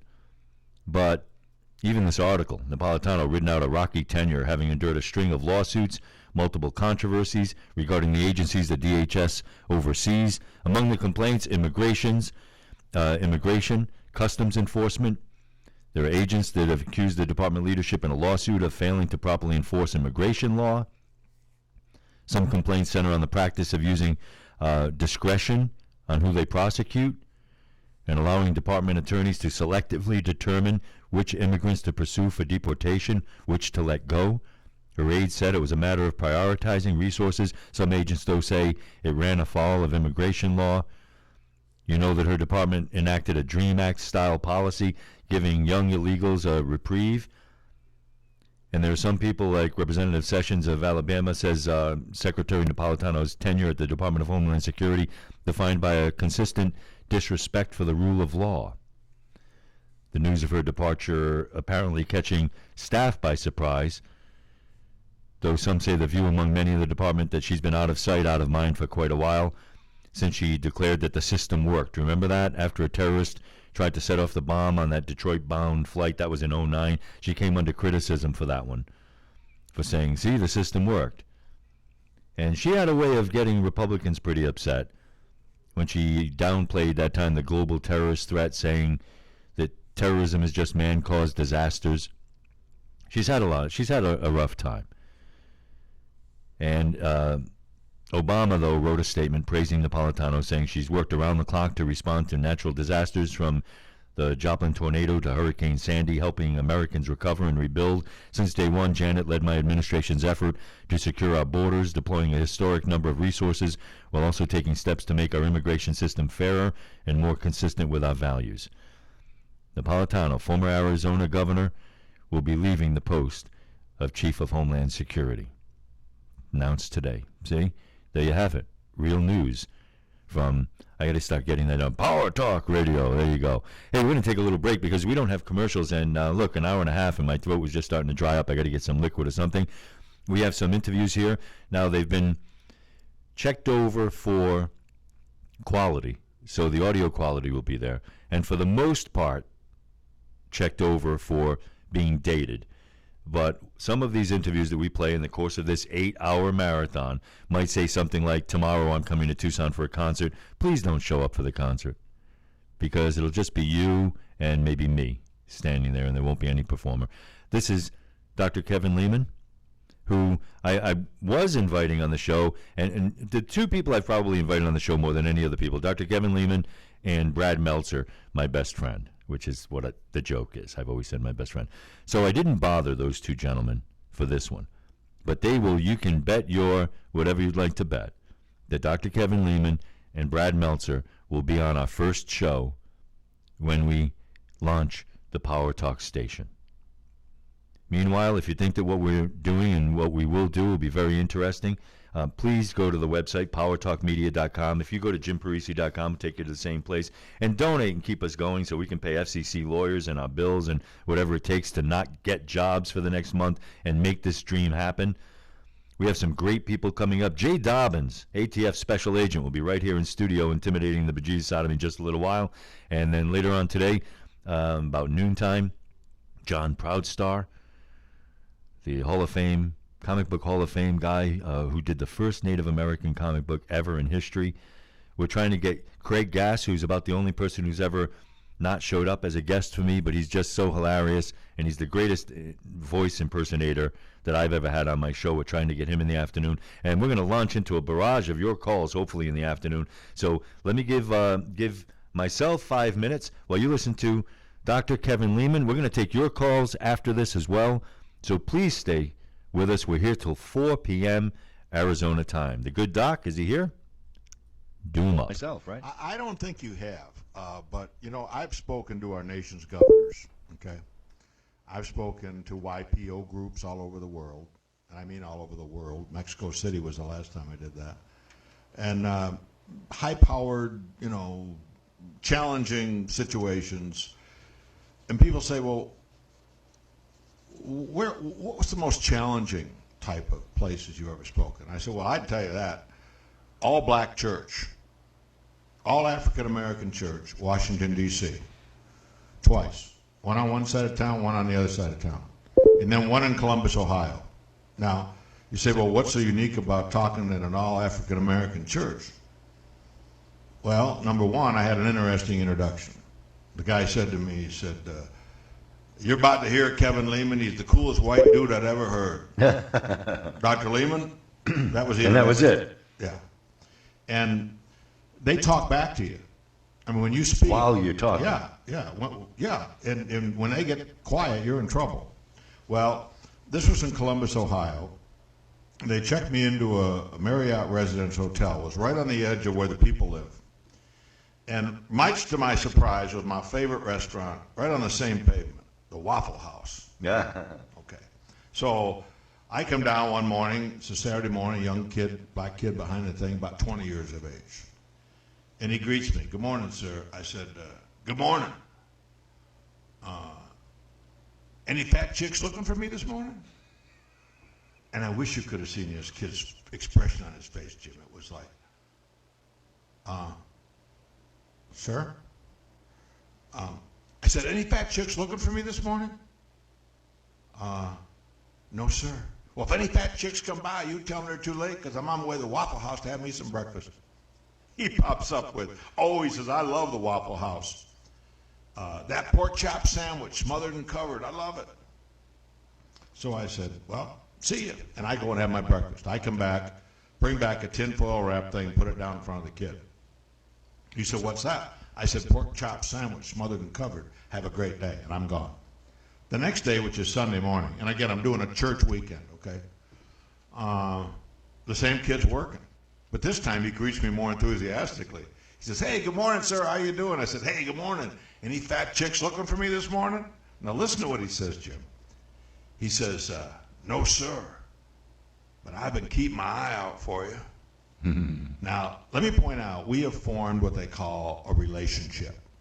And I said, well, if any fat chicks come by, you tell them they're too late because I'm on my way to Waffle House. Get me some breakfast. So I come back, and you guessed, I bring him another tinfoil wrap thing. Okay. Now, by the way, I'm out $12 at this point. $6 a piece. And I started to leave. He said, no, come here. I want to talk to you. What do you do? He says to me. I said, I'm a joy spreader. He said, say what? I said, I'm a joy spreader. He said, what's a joy spreader? I said, every place I go in life, I try to spread a little joy. And I started to leave again. He said, no, come here. What are you doing in Columbus? I said, well, actually, I'm speaking right down the street here at a place called Rhema Fellowship. He says, I know a couple dudes that go there. I said, really? I know the big dude there, and he loves you and I. Last word I ever said to the kid. I didn't try to beat him over the head. I didn't ask him to think like I think or worship like I worship or anything else. But what a better world it would be if we could all spread a little joy every place we go. Rather than flipping people off at red lights and beeping horns and treating people like they don't exist and looking down at other people. And again, I'm the first to tell you, I'm guilty as charged of looking down at people. I find myself doing that sometimes. I say, you ought to be ashamed of yourself, Lehman. But, put a smile on somebody's face. Well, Do something kind for somebody. It's interesting because people usually are protecting their heart or their emotions. So I do this game that's a little bit different, but I'll look at someone who looks mean, who might be in a meeting or whatever, and I try to imagine what they'll look like when they're laughing. Because it changes. Now, when I was young and single, I used to imagine different things. I wonder that woman in a romantic situation. So now I say, and because you see someone smile, look like the meanest dude, because now it's cool to look macho and tough, especially young kids. And you do something funny, and you see that beam and that smile, all of a sudden you're buddies. You could talk about anything with this person. That's so true. Back to travel. I travel a lot. You check in the hotel. I can tell you the conversation when I check in the hotel. Oh, welcome to the blank and blank. Sir, have you ever stayed with us before? Blah, blah, blah. How was your trip in? Blah, blah, blah, blah. I know every word they're going to say. Sometimes just for fun. And maybe it's just for self-entertainment. I say, excuse me, I got to tell you something. But the last time I was here, there was a woman pounding on my door 3:30 in the morning. She said, oh, my goodness. Oh, I'm so sorry. I said, fine. I got up and let her out. And, it breaks the ice. It shows people, hey, you don't have to go through all this for me. Just tell me, where's the elevator? Give me my room key. I'm tired. I want to go to bed. Blah, blah, blah. I mean, it lightens the moment. And so, can everybody do that? Maybe not. But you do have gifts, whoever you are. And I've written books on the subject, have a new you by Friday. Well, there's a you there. You're a somebody. What do you have that can make this world a better place? What skills do you have? And my life changed because an old school teacher said to me when I was a senior in high school, and I graduated fourth in the bottom of my class in high school, she said, hey, Kevin, have you ever thought that maybe you could use these skills you have for something positive? Jim, I'm telling you, it was the first time any teacher ever said to me I had skills. That's amazing. Now, help me out then, because I don't know if you can write a...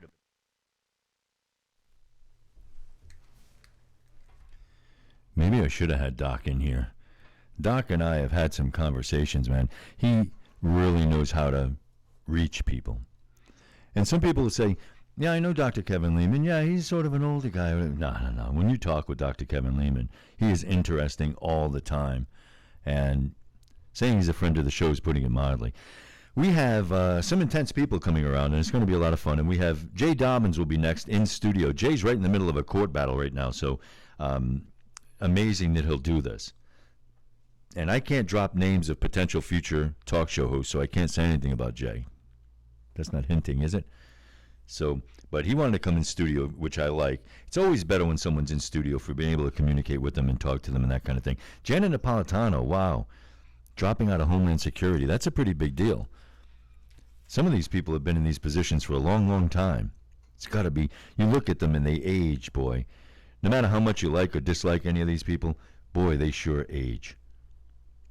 You know what you can do, Danielle, for me when you get a chance? Because we have people coming in studio and we don't have any breaks. I have a giant printer and a big fan right here, sitting here, just annoying us for no apparent reason because I'm not using either one of them. So when you can, while my mic's on, it doesn't matter if it makes noise. People heard noise before. And we'll just get them out of here and make a little room for Jay. Not that Jay needs room.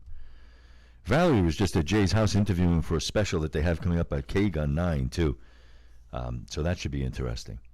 Always different when people are in right in your face with something.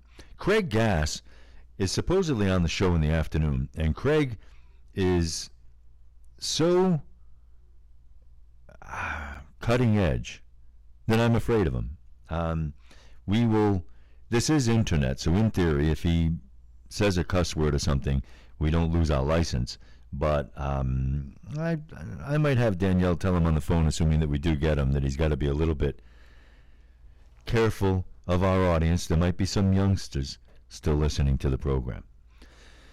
All right. Well, while Danielle is taking apart this printing operation, which you might have to do from back here because of the plugs. I'm sorry, Danielle. Let me walk through quickly again why we're doing the show today, because really there's no advertising or money connected to the show in any way. This is just a show to remind you guys that we're still out here, and really for people who are listening that don't know much about it, to explain to you guys that we are, I don't want to say very close, but we're extremely serious and relatively close to landing our own radio station here in town, and we will be putting together a team of hopefully exciting and interesting hosts that are still journalistically sound. We want to do the old school credibility with a modern, hopefully exciting product. And it'll be called PowerTalk Radio, and whatever the numbers are after it. Say we're, PowerTalk 100 or PowerTalk Well, it could be anything. I mean, it could be PowerTalk 6 or 7 or anything. You get the idea. And PowerTalk Media is taking over for everything else that we do.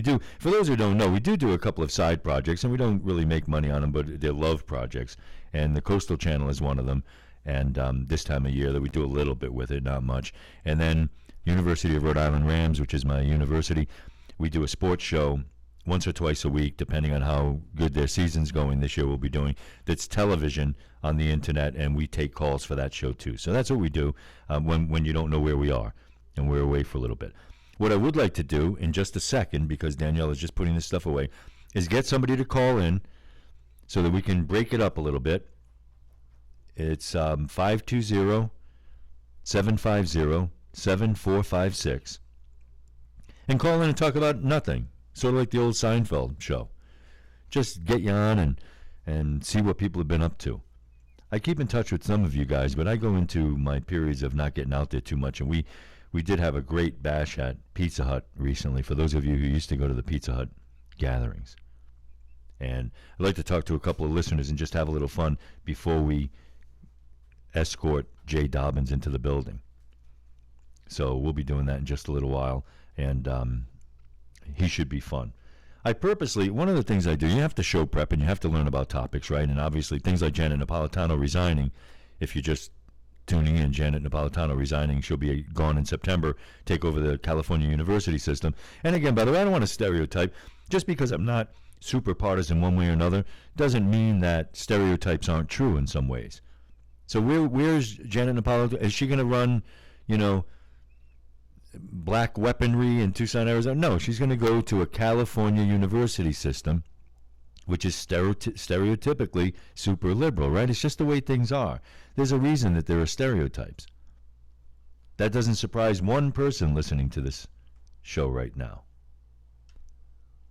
Yeah, you can put cream only in there if that's. Oh, that's okay. It's not us. Our phone's not ringing yet. So if you just joined us, that's the news of the day.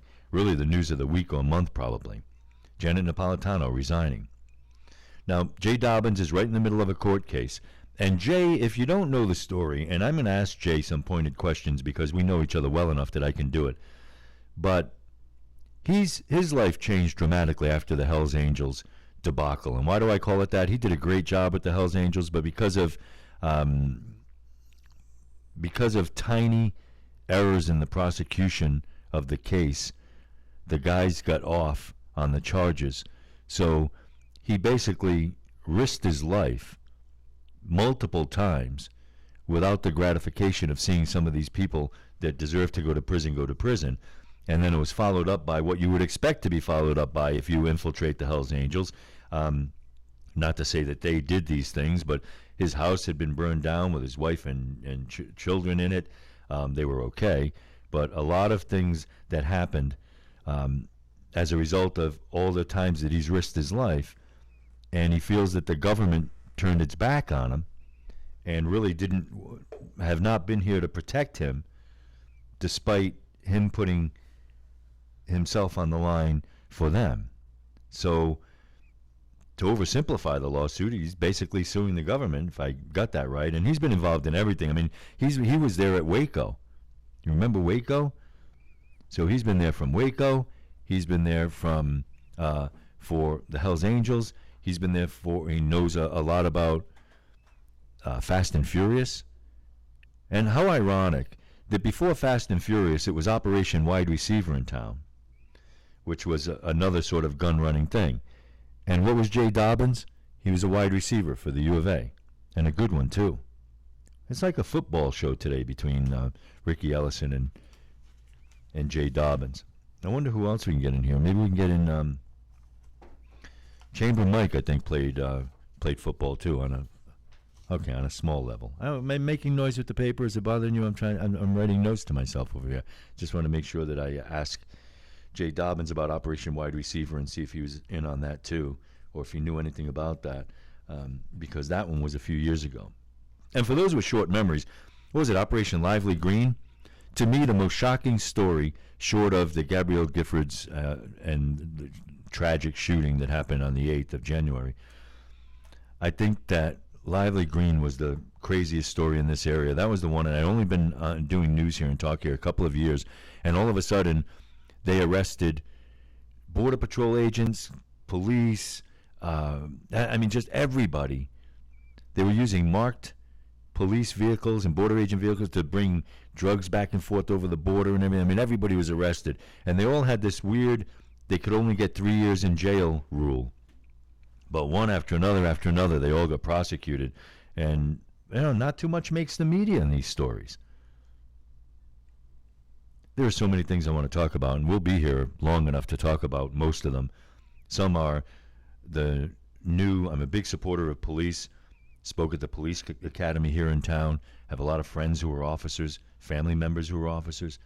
But this new trend where if you have your phone with you and you see something going down at the neighbor's house and you videotape some of the police activity and the police just come and take your phone and arrest you, that's a scary thing to see happen in America, and it's happening a lot.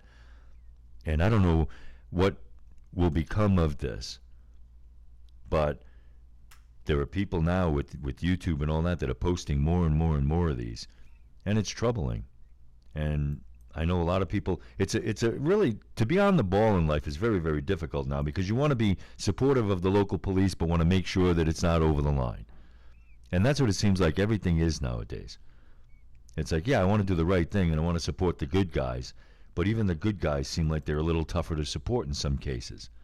And that's what it was like for me with Homeland Security and all. I'm sure there are some great Homeland Security employees that are doing the right thing, but there are also people, Homeland Security that's guarding everything, watching everything.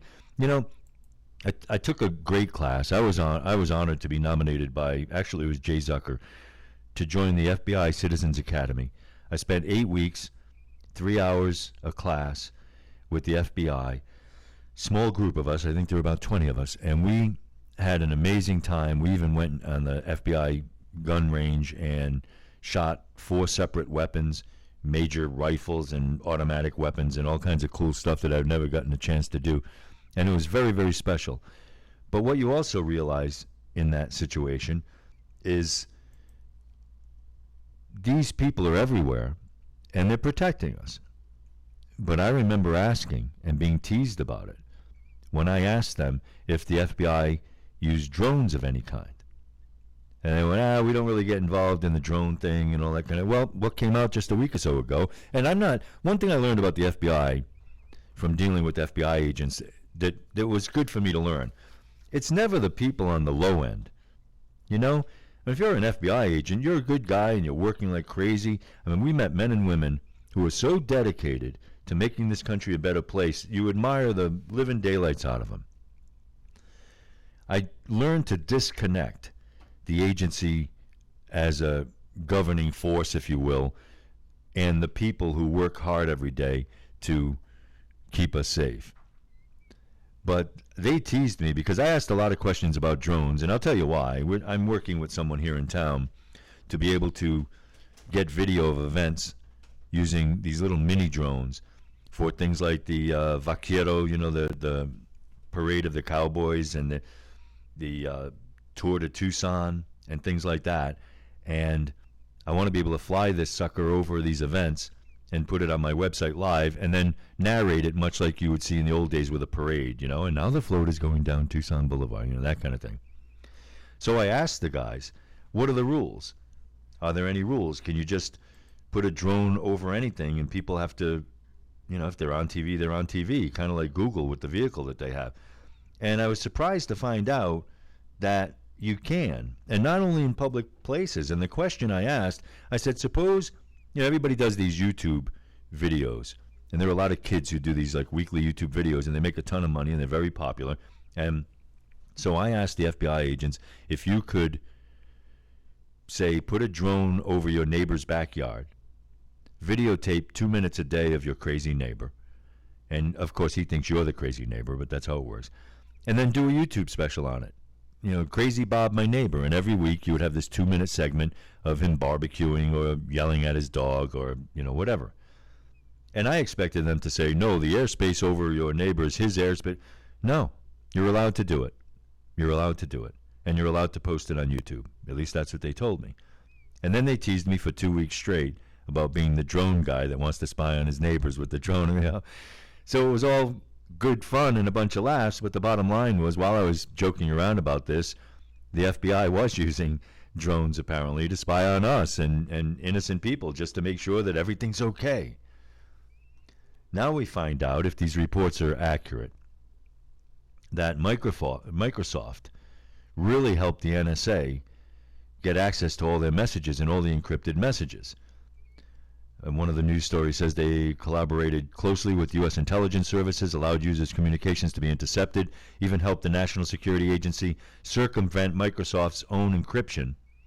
This is according to top secret documents allegedly obtained by The Guardian. And some of these files, it goes back to the Snowden thing, illustrate the scale of cooperation between Silicon Valley and the intelligence agencies over the last 3 years. It says it sheds new light on the workings of top secret PRISM program, which was disclosed by the Washington Post. The documents in this case are showing, for example, that Microsoft helped the NSA circumvent its encryption to address concerns the agency would be unable to intercept web chats on the new Outlook.com portal. Well, they have to make sure they do that.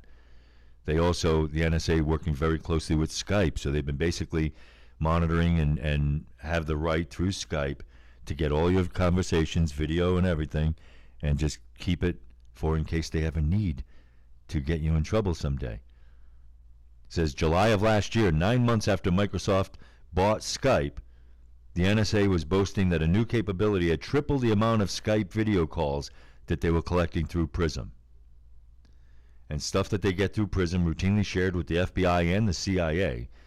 One NSA document described the program as a team sport. So this is interesting stuff. And I know that there's such a divided faction of you guys in this. Half of you saying, this is what we need to catch the bad guys, and the other half of you saying, we can't have this. It says the latest NSA revelations further expose the tensions between Silicon Valley and the Obama administration. All the major tech firms lobbying the government to allow them to disclose more fully the extent and nature of their cooperation with the NSA. And this is to meet their customers' privacy concerns. It says privately, tech executives are at pains to distance themselves from claims of collaboration and teamwork given by the NSA documents and insist the process is driven by legal compulsion. But scary stuff. And no matter how you look at it, and I'm at that stage, I'm a little bit older and everything. I don't know how much more trouble I can get myself into unless it's on the air in a talk show. But if you're 20 years old now, you have to just assume that everything. They taught us when you write emails, just assume that anyone can read those emails someday. Well, now it's going to be, if you breathe, just assume that everyone can see you. They'll see you walking. They'll see you. So many news organizations have already done the story where they show you leave your house on the street camera. Then they show you go into the supermarket on the supermarket camera. Then you go get gas. The gasoline station has its camera. And what they do is they get the video from all these organizations. Then they edit it together. And the final product shows that you're being watched from the minute you leave your house until the minute you get home. Then add to that, obviously, all the GPS systems and things like that. And you can't do anything interesting unless you let these GPS systems do their thing. I get my phone, and I know that they can listen on my phone. They can do anything on my phone, but that doesn't mean that I have to enable the GPS on it, right? Why would I want people to be able to see where I am at all times? Well, what do? They make it so that if you want to get directions to a place that you're going to, you have to enable your GPS anyway to do that, and then there you go. You're going to be, then they can just follow you anytime they want anyway. Hopefully right now we have Jay Dobbins who will be heading up this way. He's not in the building yet, right? Jay? Okay. You can't say I don't know. You just went outside. I mean here. Oh, okay. There's action in the Jay Zucker building. So keep an ear, and Jay should know enough to just come right in the door, and we'll fire him up and put him there. And in a little while we have to start getting organized. I can't check mail and do things like that while I'm doing this. So down the line I need to check. You can actually check my Facebook when you can to see if Craig Gass has followed us yet. what I'd like to do is make sure that we start tracking him down a couple of hours ahead of time, because he's going to be the toughest guy to get on. And Jay will be in studio at noontime. John Proudstar will be in studio, and we'll have a lot of fun with that. Someone at this point really should have said, do you really think you can talk and keep your voice for 8 hours straight? Because my voice is cracking already. I'm in my second hour. So it could be interesting, but at least I don't have to work tomorrow, right? So we'll be okay. Why are we doing the show? I'll be saying this twice an hour. We're doing the show to draw attention to the fact that we're trying to launch a brand new entire radio station, and we want to get anybody's support out there, whether you'll be listeners, whether you'll be businesses that want to just team up with us on different promotional ventures, whether you want to help donate by going to PowerTalkMedia.com, our website, and donating. You can click on where you can see to do that. Anything at all. And hopefully just your listenership is really enough. A lot of variables in the building will be interesting, like whether or not the air conditioning clicks on. It was on for a minute there earlier, but it's going to get warm in here by this afternoon. Hey, we'll do what we can. We'll go as far as we can. And if you hear silence, it means that I dropped. Doesn't mean that anything bad happened. Just means that I dropped. But this is good for us. Good practice. Good to get the studio hopping again today. The studio is crazy here. We've done so many things. We've done Azteca news reports here. We've done radio reports all around the country here. And just a couple of weeks ago, we did something really different here. We had people shooting a film, and the film is called System is Broken. And I think if you put systemisbrokenmovie.com or something, you can see about it.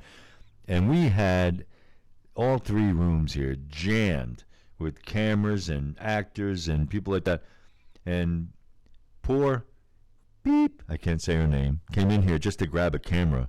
She's working with us on acquiring radio stations. I don't know if I can really say her name yet. And she came in here and sees a film crew just dominating the whole building. And it was pretty entertaining. So we do a lot of stuff here. We'll try to break this up into elements and put it on the website later on, too.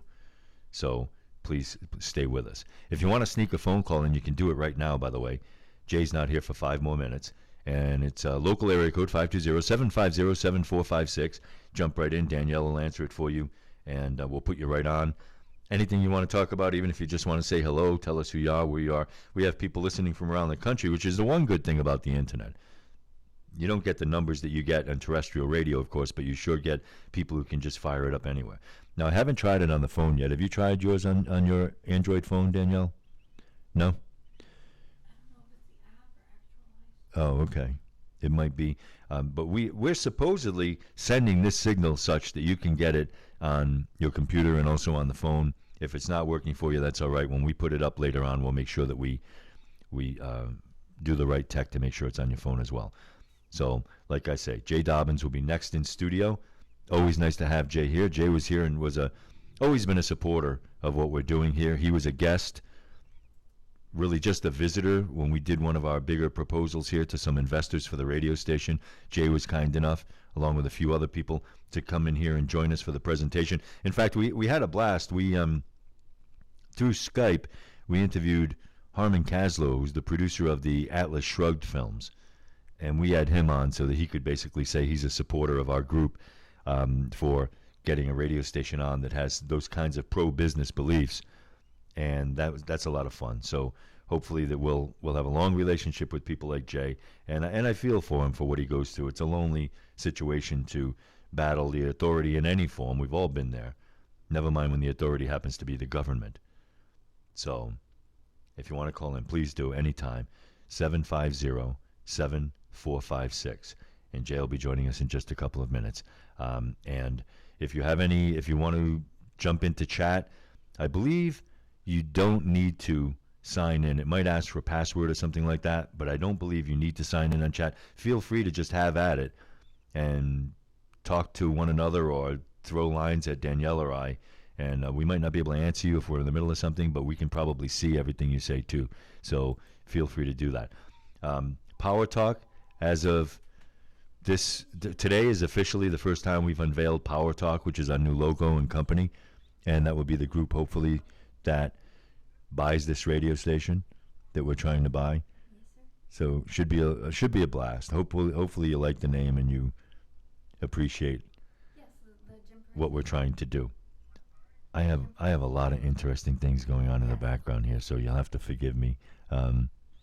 Trying to read. The producer's job is to read what's happening with the host, Okay, well, but it's also the job is also for the host to read the producer's face to figure out what's going on. actually, he's. Come on in, Mr. Dobbins. If you hang on for just a couple seconds, we'll pod you through. Okay. That's interesting. Okay. Well, we got people ready to hassle Jay already. We didn't even start the show. It's 10 o'clock in the morning. Jay, come on in, man, and have a seat, and we'll fire up your microphone and see what's going on. Man, I appreciate you coming in here. And we know you've been slightly busy, so all right, Danielle, you got your tech work to worry about over there. Phone who wants to ask Jason questions. Oh, okay. Well, yeah, you'll just keep tell him we'll be with Jay in a minute. We got to get Jay at least comfortable and on the air. Jay's mic up. Put Jay's mic up if it isn't, and tell the caller we'll be with him in a minute, and just put it down, please. All right. Yes, I Chat. we will be with you. Hey, Jay, how you doing, man? I'm good. Thanks for having me. Yeah, we've been like bumping into each other in crazy scenarios, and I haven't said much about the future, if there is one, with us and all that. But Valerie was just at your house doing a piece for K-Gun, and I think that airs, and they're going to do a special series for a couple of days, and that should be pretty cool. I hope she didn't rough you up too much, tough questions and things like that. I asked your wife, how did such a pretty girl get landed by a guy like you? I'm interested in the answer. You know what? Actually, she was very flattering. She said that when she married you, she was looking for a man's man, and she described you as the Marlboro man, and I agreed. I just called you a man's man on the air a little while ago, and Ricky Ellison, who was on the show earlier, same thing, right? Boy, Ricky, I played against Ricky in high school. I was a sophomore at Saguaro when he was a senior at Amphi, and at that point, Tucson had never really seen a high school player with the power and the speed and the ferocity of a player like who was Ricky Gray at the time, known as Ricky Gray in town. Right. He was a one-man wrecking ball. And he was one of those guys, and you need the personality for that. He enjoyed beating the crap out of you. I mean, he liked it. Oh yeah, he thrived on making you quit. He wanted to make you bleed. He wanted you, when you played against Ricky Ellison, he wanted you to feel pain. The only thing I don't like about Ricky is that he didn't play for the U of A. Yeah, well, you know what? You were also one of those guys who liked getting up after a hit like that and looking at him like that was nothing, man. Well, it was the guys like Ricky Ellison who put me in a position to be able to do that. Because after you get hit by Ricky, the other guys are pretty easy too. And funny, by the way, Valerie didn't tell you, the story she usually tells is that she chased my butt forever. So I don't know if she ever told you that, but it was interesting. She came, I hired her. I was back east. She was one of 200-something videotapes. I was running a TV news operation. I was in Connecticut. Everybody was blonde. Never even met someone who was part Mexican-American or anything like that. And the story I tell is you look for the same thing in a reporter you look for in a girlfriend. Someone attractive, intelligent, high morals, character, that kind of thing. But then she dragged me back to Tucson. I've been here 14 years. So she's gorgeous in every way, inside and out. I appreciate that very much. And yeah, she's not coming over your house anymore. But then, you understand that, right? Hey, really interesting to watch what's happened to you over the years because, and I talked to Ricky about this too. You got a certain amount of notoriety, and maybe not on the Ricky Ellison level, but you got a certain amount of notoriety as a very young man in a town that's not very large. You got to keep your head during that. You got to make sure you don't get too big. You got people who are hanging on, friends who want to be friends. You got wrong element people trying to drag you in and all that. I was talking about the Hernandez situation. I'm a Patriots fan. What's it like at that level? You're a kid. You're a teenager. And people all want to be around you because they know you have a future. But you got to pick your spots. What's that like? It was very interesting. I came from a very blue-collar family. My dad was a carpenter for 50 years. My mom cleaned houses for her entire professional life. And so it's easier to stay grounded when you're like that. Plus, I played for Larry Smith when he was the coach at the U of A, and he won't let you. Yeah. There was no individual that was ever bigger than his team. And so, we had some amazing talents when I was at the U of A. I played with Rick Hundley. I played with Vance Johnson. I played with Byron Evans, Chuck Cecil. I played with some of the truly all-time great players at the U of A, and not one of those guys ever thought of themselves as being bigger than the other 100 guys that were out there wearing the same uniform as them. And you stayed with it because you had a whole career. Obviously, we're going to talk a ton about the ATF stuff and all that, but you still coach. You still, even when you're not officially coaching, you're coaching. You've always been on the sidelines helping people in position coaching and stuff like that. Tell people what you do. Well, yeah, I coach the wide receivers at South Point High School, and it's really a joy in my life to be around those kids. I coach great kids. They work their tails off for me. They listen to me. And I've got 2 seniors this year that are both legitimate Division I talents. These guys are incredible. If I could do as an athlete what these kids could do, I'd probably still be in the league right now. Wow. And it's different now, though, because you see people, and I'm not, like, for example, in basketball, I'm not a big LeBron James fan for more personality reasons, but you see these people who have the athleticism that a wide receiver position was always the sort of lanky, skinny guy who can make catches in all kinds of positions, as you were. And now you see these guys, and then in our generation, they had the guys who lifted weights who couldn't do that because they didn't have the flexibility and all that. Now you see guys that can do both. They have that kind of thing, like the LeBron and all that. They're still fluid. They still have the shot. They still have the athleticism. So are these guys stronger than people of your day? They are. They're more well trained. I think the coaching is better. And what I try to bring to my kids that I coach is the toughness element to that position. I think people want to view the wide receiver position as a diva spot, the guy that runs down the sidelines and catches the ball over his shoulder and scores a touchdown and does a dance and then gets a date with the prom queen. And that's beautiful. But my kids play tough. They block. They catch the ball over the middle. I try to bring a level of nastiness to that position. And man, my kids, they embrace it. They give me everything they got, and I'm proud and honored to be on the field with them every day. And that's what you supposedly brought to your position, because they didn't want you then. But I did see videotape on YouTube. You were the over-the-middle guy, which are the crazy people. I mean, you know you're going to get hit. You know the guy's going to level you. You can't wait. The same toughness that you're teaching your wide receivers, the defense is teaching those guys to whack you out. You know it's coming. You're still going over the middle, and you thrive on it. Why'd you thrive on that? Well, when you are a wide receiver and when you're not very big and you're not very fast, you have no choice. That's how you have to play that position. You enjoyed it.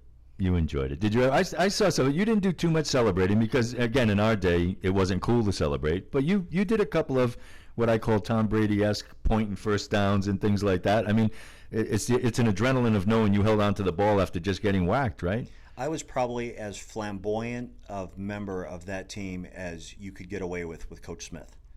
I probably pushed his envelope and was a little bit more wound up than maybe he was comfortable with at times, but that was the envelope. I was probably as outrageous and flamboyant as you were going to be allowed to be playing for Larry Smith.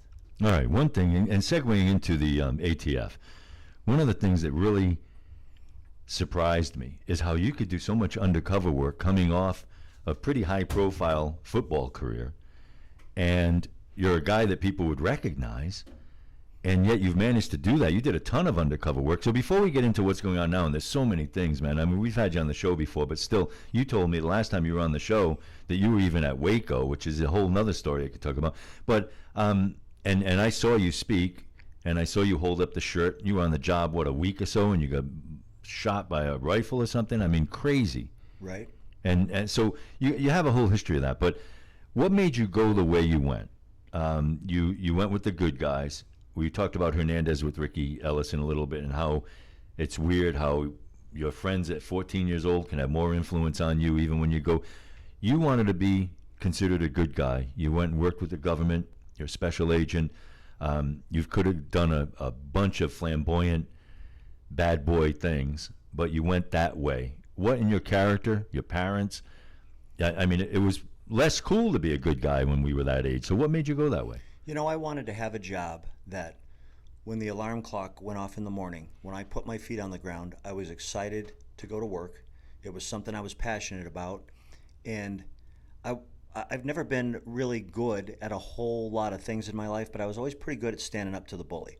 I was always pretty good at getting in the face of the bully. And that's what I wanted to do professionally. I wanted to be the guy that stood in the path of the bully so that the good and innocent people in my community didn't have to. I wanted to do that on their behalf. I wanted to interrupt the plans of the predators so that, you know, the good and innocent people that are in this town or in this country can go about their lives without being threatened by them or intimidated by them.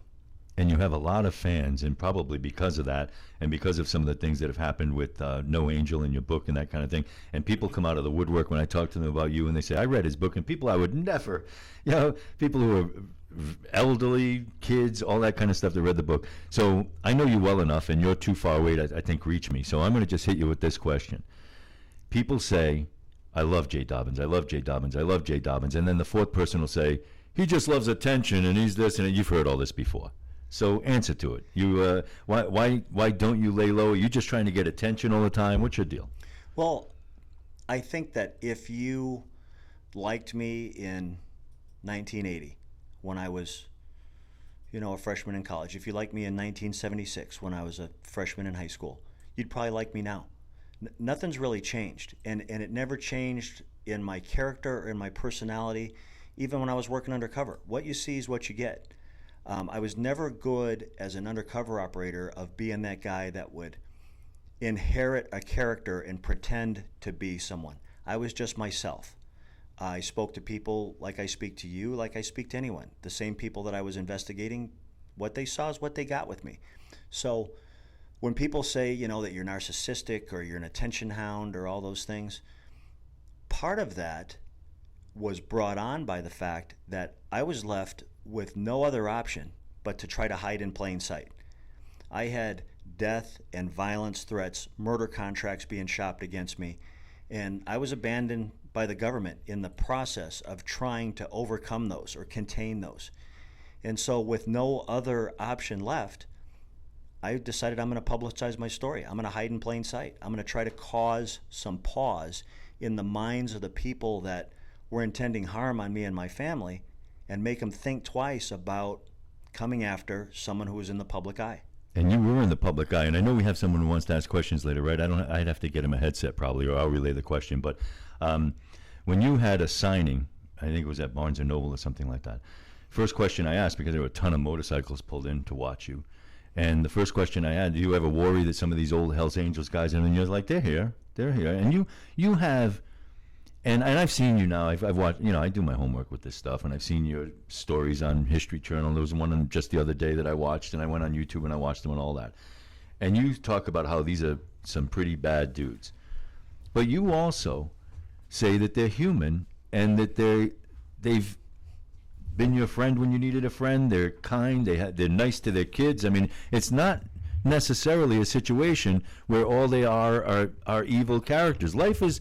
I always say that life is not black and white, man. So it's you have people from the Hells Angels that want to smack you because of what you did, but you probably have people in the Hells Angels that said, I enjoyed hanging out with Jaybird too. So it's more complicated, isn't it? Well, you know, as an undercover operative, not just Jay Dobbins, for anybody, you meet people and then you sell them on being someone that you're not.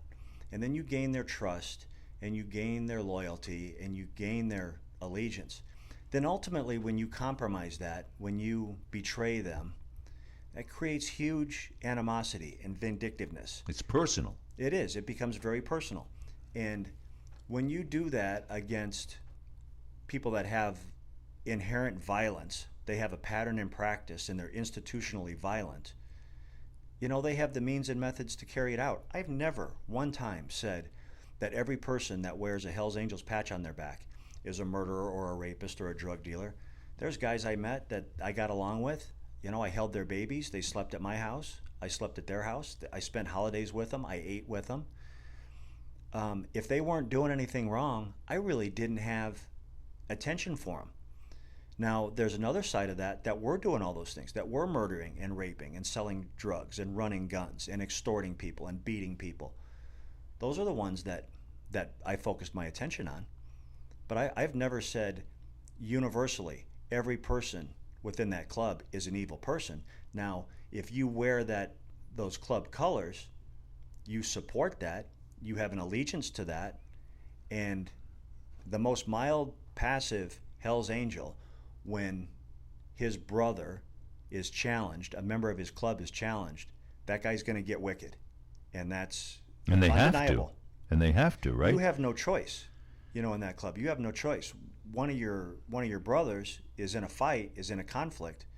If you don't get in and mix it up and help him and have his back, you'll be the next one getting your butt whipped.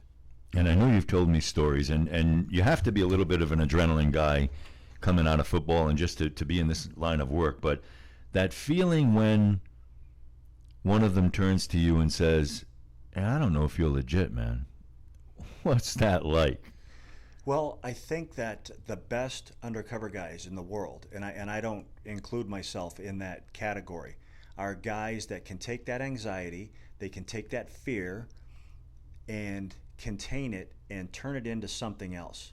Because everybody has it. We all have it. We all have that experience where you're confronted and you're challenged on, you don't appear to be who you're telling me you are. And that comes with time and experience and having the right answers at the right time, and then having the confidence and the self-esteem to be able to put that out there and sell someone who believes that you're bluffing them, that you're not. All right. Do we have someone who's trying to ask him something? Are you still here? Okay. He's still there. We'll give it a shot. I mean, we just wired this sucker together a couple of days ago out here, so we'll see if you can hear them and it works out okay. What's the caller's name? Ron, are you there? I'm here. Right. Yeah, put him down a little. Can you hear me, Ron? I can hear you. All right. Can you hear him, Jay? I can. Hi, man. Jay can hear you. Go ahead. Hey, Jay, how you doing? I'm good, thank you. Good. Hey, I read your book, and I got to tell you, it was totally captivating from the get-go. I got a couple questions, though. Okay. Make them hard. The Hell's Angels, I'm going to make it tough. See if you can. The Hell's Angels, because of the notoriety of these guys and what they stand for and some of the stuff that you read about and whatnot, I'm trying to figure out how can you explain these guys not in some way getting suspicious on you here, because the way the book reads is you played a character that just absolutely didn't fall in line with their structure. Well, I understand the point. I'm not sure I totally agree with you, because I think what I brought to them was something in that Jaybird character that they were enamored by, which was a tough guy attitude, a hard guy attitude with money in his pocket, who was, in their mind, was a true believer, and that's what they loved. I was a true believer in what they stood for, what they were doing, what their agenda was, and it was hard for them to say no to a guy like that. I wasn't just some guy sitting on the corner of a bar in a tavern that didn't have 2 nickels to rub together to buy his next beer with a broke down motorcycle in the parking lot. I brought something more to the table. Well, and that came out in the book is it almost seemed that mentally, as you got deeper and deeper into this thing, you actually started to think like a Hell's Angel, and that was the only way you were going to make it up into that ending point where they were going to close the net over these guys. Yeah, I think that's a good point. I don't think that undercover work is something that can be dabbled in. I think that people that treat it as a hobby and people that don't go all in become dangerous. They become dangerous to themselves. They become dangerous to the surveillance teams that are surrounding them. You have to be committed, and it's not, at least the way I did it, it wasn't a light switch. It wasn't something that I came to work and turned on and then left work and turned off. Because I was going to get hurt trying to do the job that way. And so whether it be right or wrong, good or bad, I mean, I suffered the battle damage for it, but I went all in. Well, and you answered another question that had come to mind was that, combat is almost the same thing. I'm certain that you're going to deal with this for the rest of your life. Well, yeah, from the threat aspect, absolutely. There's people that will never forgive and will never forget. And I understand that. But what I But can't I'm talking more about you, though, Jay. How deep you went in and how you had to, play the role. I mean, that's something that is just like smoking or drinking or anything else. It's a habit-forming type deal, and that's what I was talking about, and how you had to go so deep in that now you're addicted to that. And that was going to be my next question is, the adrenaline rush had to be huge. I mean, going into this thing, knowing who you are, what you stood for personally, and then to go in there and to, take on some of the threat and whatnot, and actually and act your way through this. How do you get by now? You've got to be jonesing for that rush, and there's just no way that you could get anything close to that other than skydiving or standing in front of a train. Well, another good point. Yeah, it's undercover work. For me, it became my drug. You hit it on the head. I was addicted to it. I was addicted to the bluff. I was addicted to the hustle. I was addicted to getting over on people that were absolutely convinced and historically had a reputation of never being infiltrated, never having anybody get in on their wire. And that, you're exactly right. That's huge. It's different, but it's similar to playing football in front of 70,000 people. Oh, sure. It's the similar feeling, but created through different circumstance. Well, I got to tell you, the book was absolutely captivating as I went through it, and you just couldn't wait to see what was happening next. And then, if I may, a last question. Yes. As we got to the end, it fell flat, and I finished the chapter, and I kind of poked my head up and looked at Sharon and at my wife, and I said, "Damn, honey, I don't know what just happened." You know,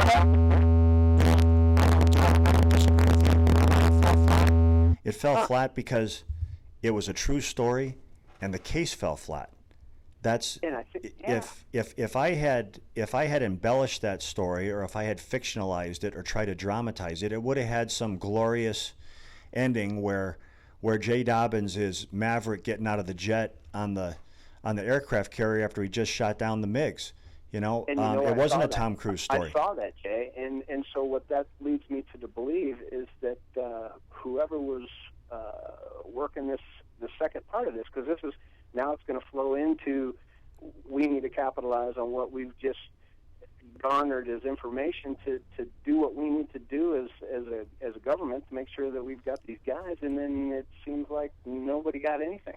Well, that's true too. And again, that's why the story flattens out, and I think if nothing else, that helps add to its credibility of truthfulness in that and I agree with you. We did everything we could. That case is every bit as prosecutable based on the facts, evidence, testimony of the undercover agents as it was in 2003 when the case closed.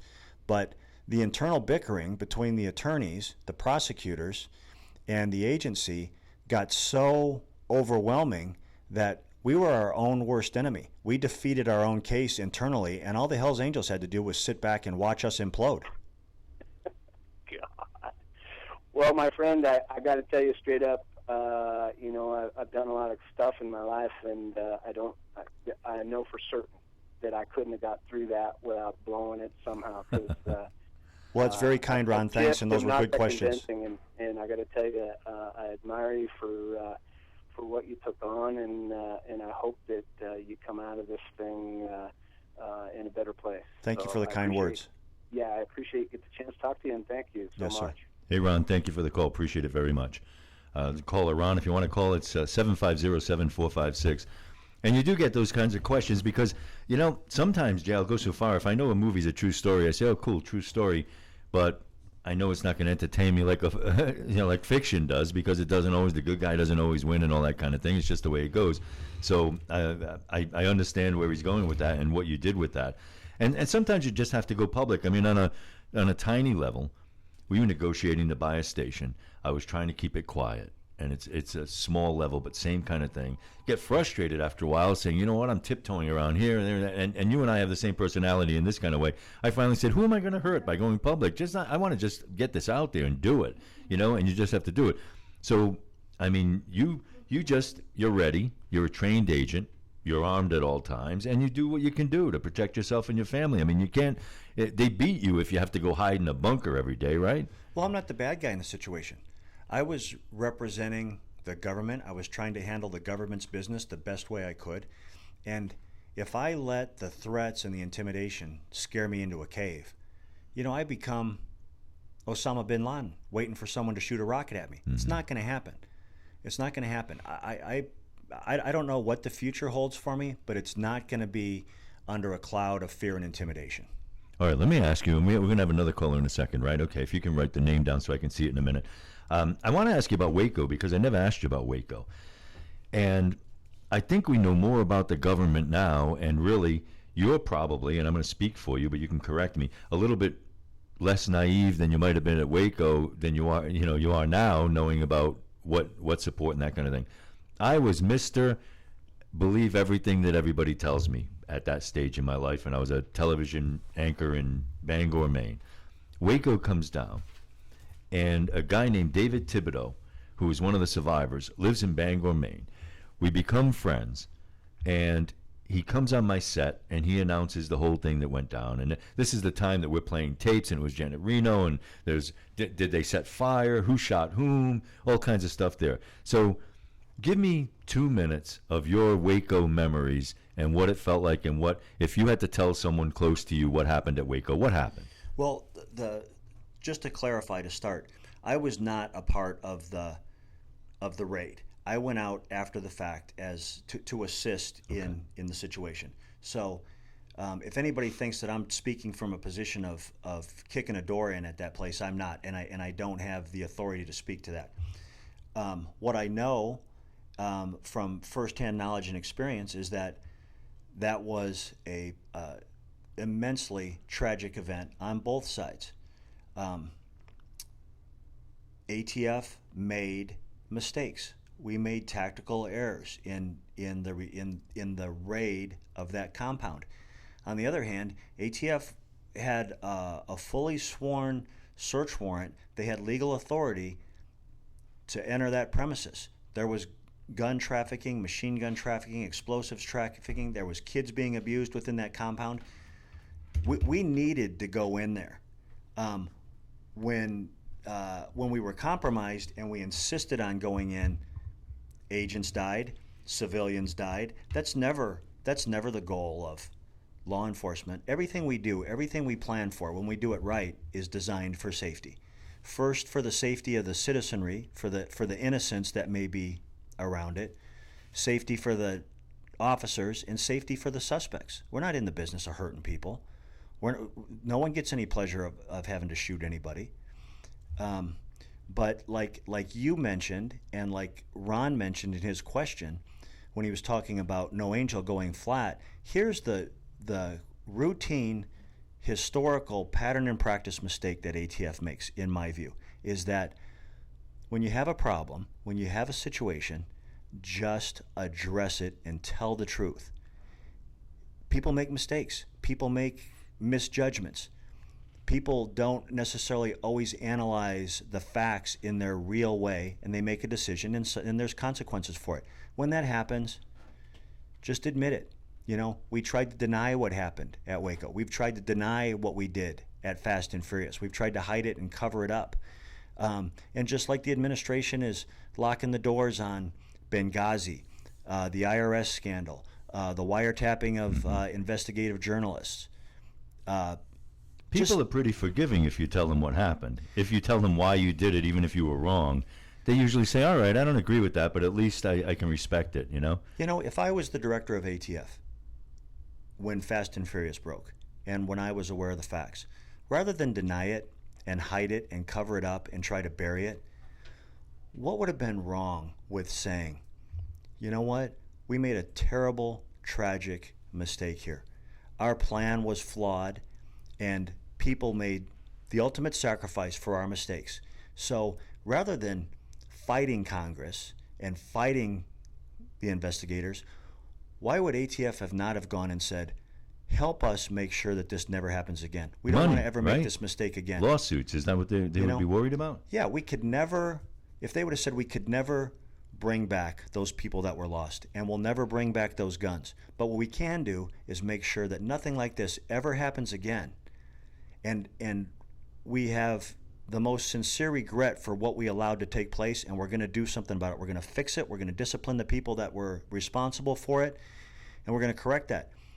You're never going to be forgiven in the totality of it, but you're at least going to draw some sincere support from people to say, look, they came clean. They told the truth. They know they made an error here with huge, grave consequences.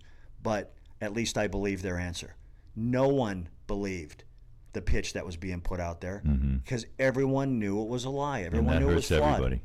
And that hurts everybody. You know what I have to ask you, and everybody who knows you knows you've been very outspoken about Fast and Furious. I find it, assuming that this is correct, I find it more than coincidental that Operation Wide Receiver was the name of the project before.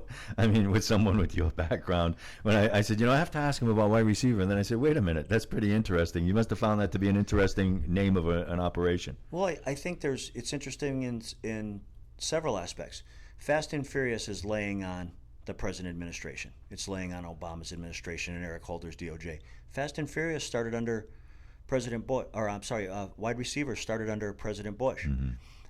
It wasn't to the scope or the extent of Fast and Furious, but nonetheless, this is a flaw in government. It's a flaw in our Department of Justice. It's universal. It crosses party lines, and I think people have tried to make this solely focused with partisanship towards a party.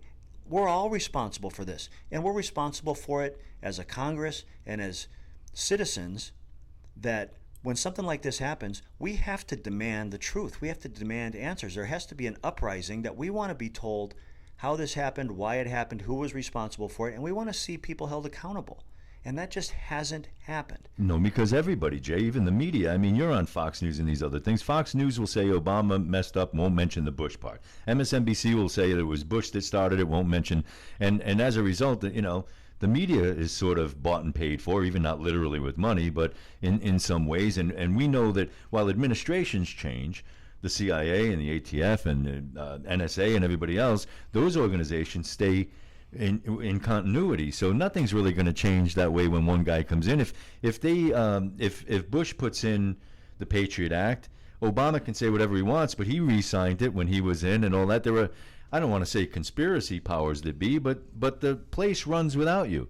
If I take over a news operation, I can't inherently change that news operation. They know I'll be gone in 2 years. There'll be another head of that news operation in there. So the people just keep running it. And you must have seen this throughout your career. I mean, there are people that run the ATF that have never been in the field and know what that feels like. There are people now who run television news operations who have never had to interview someone who lost their brother, and even because they've been just producers and writers inside now. And it's changing the way the world works. We can text people. We don't have to look in people's eyes anymore. I mean, so would you have signed up for the ATF today if you know what you know now? That it probably appears to be a hard question for me. It's really not. Absolutely, I would have.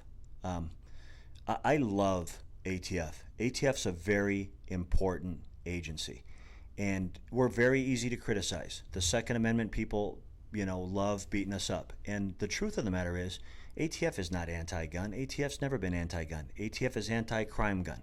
ATF is anti-gun violence. Those are the people that in the purest sense we're supposed to be attacking. We're supposed to be investigating. And there's men and women out there every day, right now, with their boots on the ground, trying to do that on behalf of the American people. But when you have leadership that loses sight of that, and it becomes about them, and it becomes about their advancement and their personal agendas, and it skews their decisions on operations, man, you run into problems, and it destroys the morale of the people that are actually doing the work, that want to get out there and serve the public. You know, both of us have been in positions where whether it's as a coach or as running a newsroom or whatever, where you oversee other people. But at the same time, what you speak to is very important because, and I mentioned earlier, I was nominated and lucky enough to go to a Citizens Academy with the FBI recently. And, you know, I don't agree with a lot of things the FBI does as an agency. But you spend time with the young men and women, some of them 30 years old, that are going to work getting really not high pay, putting their lives in danger with gangs and everything else. They're really doing it for love of country. It sounds corny, but they really are. And you sit and you talk to them and they're like, yeah, you know, in the private sector, I could have been doing this, but, you know, this is cool. I feel like I'm doing something right. And they don't make the policy of whether we do this or do that or whatever. They're going out and fulfilling their little role in that community that day, and they're doing it to the best of their ability. And they deserve to be praised and honored, even though I might roll my eyes at what the FBI is doing and with privacy issues or whatever might be going on, drones or whatever just came out. So I think people have to make that distinction. And it's not only like that. It's funny because, and this is a little out there, but I'm going to be honest about it. Sometimes in the police world, it can be the opposite. You could have a police organization that means well and have a rogue officer that's just kind of a punk and he can get himself in trouble. I found in the intelligence agencies, it's usually the other way around. You got to worry about the guy at the desk and, you know, who's running the thing, but the guy who's out there every day is usually a pretty upfront, well-educated, well-meaning person trying to do the right thing and have a good job. There's agents and officers everywhere in this country who, every one of them who took a badge and a gun could have made a career choice for themselves and gone and made more money. I'm convinced of that. No one gets into law enforcement because they're expecting to get rich. They do it for the right reasons. They do it for moral and ethical reasons because they want to protect the community. They want to protect and serve. And they get, in my perspective, in ATF, those people get wrapped into this wet blanket of corruption that has been cast over the agency. And they're not corrupt. They're doing the job, and they're continuing to fight and try to make an impact, even in spite of the beating that ATF's taking. Mm-hmm. Even in spite of it, they're out there working and doing things that are not seen by us for our benefit and for our protection. And you got to take your hat off to those people. You got to applaud those people fighting through the mess and still trying to make us a safer country. Yeah, and you make a good point because I'll give you an example. Some people have said to me, you should run for office and everything. You know why I don't want to run for office? Because I don't want people to say, you're a politician, oh, you're one of those people. So it must be hard. I mean, every police officer that's a good police officer has to take the beating for the bad police officer. You guys have to take the beating for any rogue element guy, and that's got to be difficult to do. Well, you know what? Law enforcement as a group is no different than any other group of people in society. I don't care if you take 10,000 doctors, there's going to be doctors in there who are bad guys. Mm-hmm. Most of them are great. Most of them do what they do for the right reasons. Law enforcement's no different. And so, you know, you get someone who makes a mistake, it casts that shadow on everybody. That's part of the business. If you can't accept that, if you can't deal with that shadow being cast on you occasionally, then you're in the wrong business. Law enforcement is not a business for thin-skinned people who are sensitive to criticism. You're gonna be criticized. Everything you do, especially something that maybe doesn't go right, is gonna be criticized. You're very rarely gonna be praised. No one's gonna hang a medal on your chest or pat you on the back at the end of the day. They will criticize you. And you're still human, and you're gonna wake up someday feeling a little bit, I don't know, shy or melancholy or whatever. You can't put that demeanor on your face. You can't. I mean, I like to ask a question that no one else will ask. When was the last time someone took a swing at you in real life? When did someone try to punch you in the face last in real life? Did it happen recently? Are we talking about today or? Serious business. Come on, tell me. Years, right? Well, actually, which is kind of funny, I was flying home from a police conference in Buffalo 2 weeks ago. Oh, come and on. I had a physical altercation with two either Hells Angels or Hells Angels supporters on a Southwest flight. Come on. So they recognized you and they Yes. went after you on a Yes. flight? Yes. Now, you're obviously armed and stuff. I mean, how did that, tell me the story. Yeah, I was getting on an airplane in Buffalo coming back to Tucson and had a couple guys, you know, yelling at me from the from the boarding area, got on the plane, were yelling at me from the back of the plane, and one thing led to another, and here I'm on a Southwest flight in a physical confrontation with two guys who, trust me, these are not guys you want to tangle with. Big, thick boys with a bad attitude. On a plane. On an airplane. Did that story make news anywhere? No. Now, what do you do? See, this has always been a problem. One of the reasons that I don't carry a weapon is because I'm afraid that I'm going to shoot someone, not because I'm afraid someone's going to hurt me, because I don't want to. How do you draw the line? I know myself. I'll never sleep again if I shoot someone, even if I'm in the right, but you got to do it. You got to protect your family. So, we take provisions. But what do you do? And we just went through a trial with Zimmerman and all that. What do you do on the plane? Now, on a plane, you got different things to worry about, puncturing the aircraft and things. But assume you didn't have that problem. How many punches do you take before you have to grab your weapon? I mean, how trained are you to? What do you do? Well, it's a pretty interesting question. But when you think about it from the very core of it, there was nobody on that plane probably but other than myself who had a weapon. It's not like these guys were going to pull a knife or a gun on me. True. So what was the worst that was going to happen by standing up to them? Get a black eye, get a split lip, get your nose broken? And the thing is, too, is like I'm trained for that, and I've been not only trained for it physically, but I'm trained for it mentally and emotionally. I've had nothing but threats and violence thrown at me for the last 10 years. So it doesn't catch me by surprise. I don't like it. I don't want it. I'll step away from a problem. You learn to not escalate it, is what you're saying. Yeah. You can be a punk and escalate it and say, "What'd you say?" Whatever, or you can say, "Come on, guys, man, lay off," or whatever. Now I'll tell you what the difference is with the airplane fight and all these other myriad of threats I've taken is that the past management of ATF in Arizona was very quick to put their head in the sand and pretend like these threats and violence weren't coming down on me and ignore them. The current management, the guys that were sent out here to clean up the battle damage, they responded in the exact opposite way to that. Because why? These guys are true lawmen. They were guys who were agents with boots on their ground. They're proud to carry a badge and the gun, and they know what the right way to react to one of their people, one of their agents being threatened. And they came after that situation with everything they had available to them, which was, it almost shocked me because it was so different from what I had experienced previously. It didn't shock me because the people that were making those decisions were their true lawmen. And it's not a matter of J. Dobbins or threats. It's a matter of right and wrong. And that's what they based their decision on. And they handled it impeccably. If the previous threats that I experienced had been handled the same way that ATF and Phoenix responded to that airplane threat, J. Dobbins would have no problem. He would have no complaint.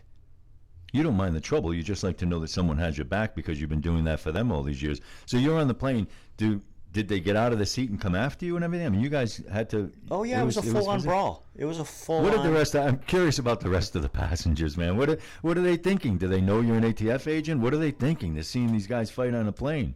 Well, I think based on my appearance, I think the last thing they thought was I was a cop. Yeah.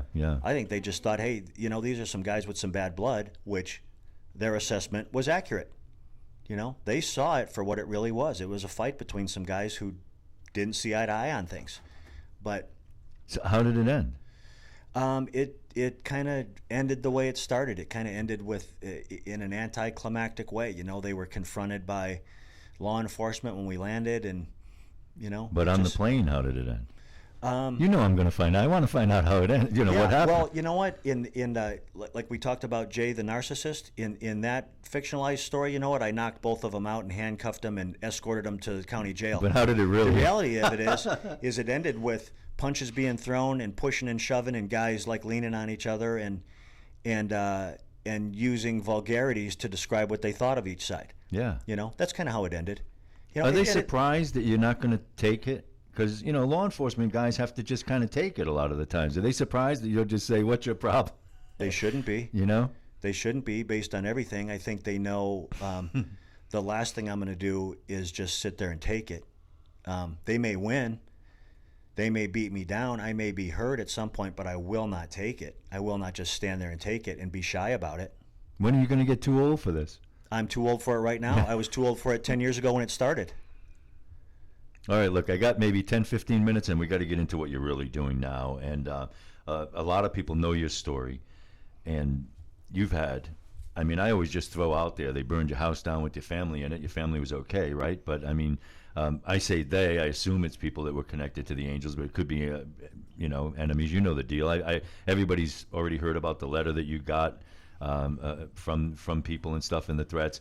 So you're upset that you had no backing. Your life has been on the line. You've had to live and still do in fear on a daily basis. And what can you say about the court you're going through now without saying too much that you can't talk about? Yeah, with one clarification, I don't think anybody will find anywhere that I've ever said, written, spoken, either publicly or privately, that the Hells Angels burned my house down. Right. I've never said that, and people like to throw that on me. Oh, you're blaming the Angels for your house burning down. All I ever said was based on the historical nature of the threats I'd received from them. When my house was burned down, they were logical suspects. But, which ties into your question, those logical suspects were never investigated. The same ATF executives in Arizona who orchestrated and ran Fast and Furious, who sent 2,000 guns to Mexico and are responsible for the deaths of hundreds of Mexican citizens and Border Patrol agent Brian Terry. Those same guys tried to frame me for the arson of my house. They tried to fabricate a case against me and brought in the FBI to assist them in doing that, to try to prove maliciously, for retaliatory reasons, that I was willing to murder my family by fire. That is the basis of my lawsuit, is that threats and violence were rained down on me for 10 years. You did nothing. You ignored it. Then my house gets burned down. You don't investigate the suspects, whether they be Hells Angels suspects or anybody else. You take all your resources and you focus them on me.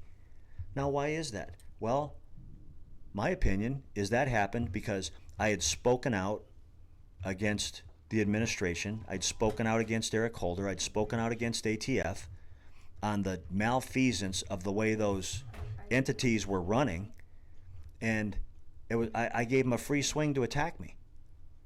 And that's what they did, and that's what we're in court over. CJ, that really scares the average citizen because it should. If they'll go after one of their own because they're in hot water, then what would they do? I mean, what chance would any of us ever have if we cross them, or if I have the wrong guest on that they don't like, or if I talk about a conspiracy theory that they don't like or something like that? I mean, I kind of joke sometimes when I see something like the Snowden situation, and I say, oh yeah, it'll come out that he molested children real soon, whether he did or not. That's kind of how that goes, whether you like him, hate him, or whatever it might be. So what does that mean to the rest of us when you're in a situation where even their own guy, they would put, like you say, charge you with that? Now, obviously, I know you, so I have an opinion that I probably think you didn't do that, but people who don't know you don't know, so they would do that to you, Well, what they did is they fabricated a motive for me and then worked behind that. ATF created a motive that I was trying to publicize my book, which was coming out, and that by burning my house down, that was going to create a buzz for my book. That was one of their motives. The other one was that I wanted to get payback on ATF in the most extreme way. ATF has worldwide expertise in arson investigation, and if there was an arson and ATF somehow was flawed in investigating that, I could embarrass the agency. That was the motive that was placed on me and sold to the FBI. The reality of it is that the real suspects, the real people that burned my house down, they're still out there. They've never been investigated. They've never been confronted. No one's ever tried to even chase them. And what DOJ and the White House and ATF expected was for me to roll over and be intimidated and be afraid. And I wasn't the average cat on this. Mm-hmm. What they did is they caught a tiger by the tail, and now they don't know what to do with it, because I did fight back. And now people are saying that's because Jay likes publicity. Yeah.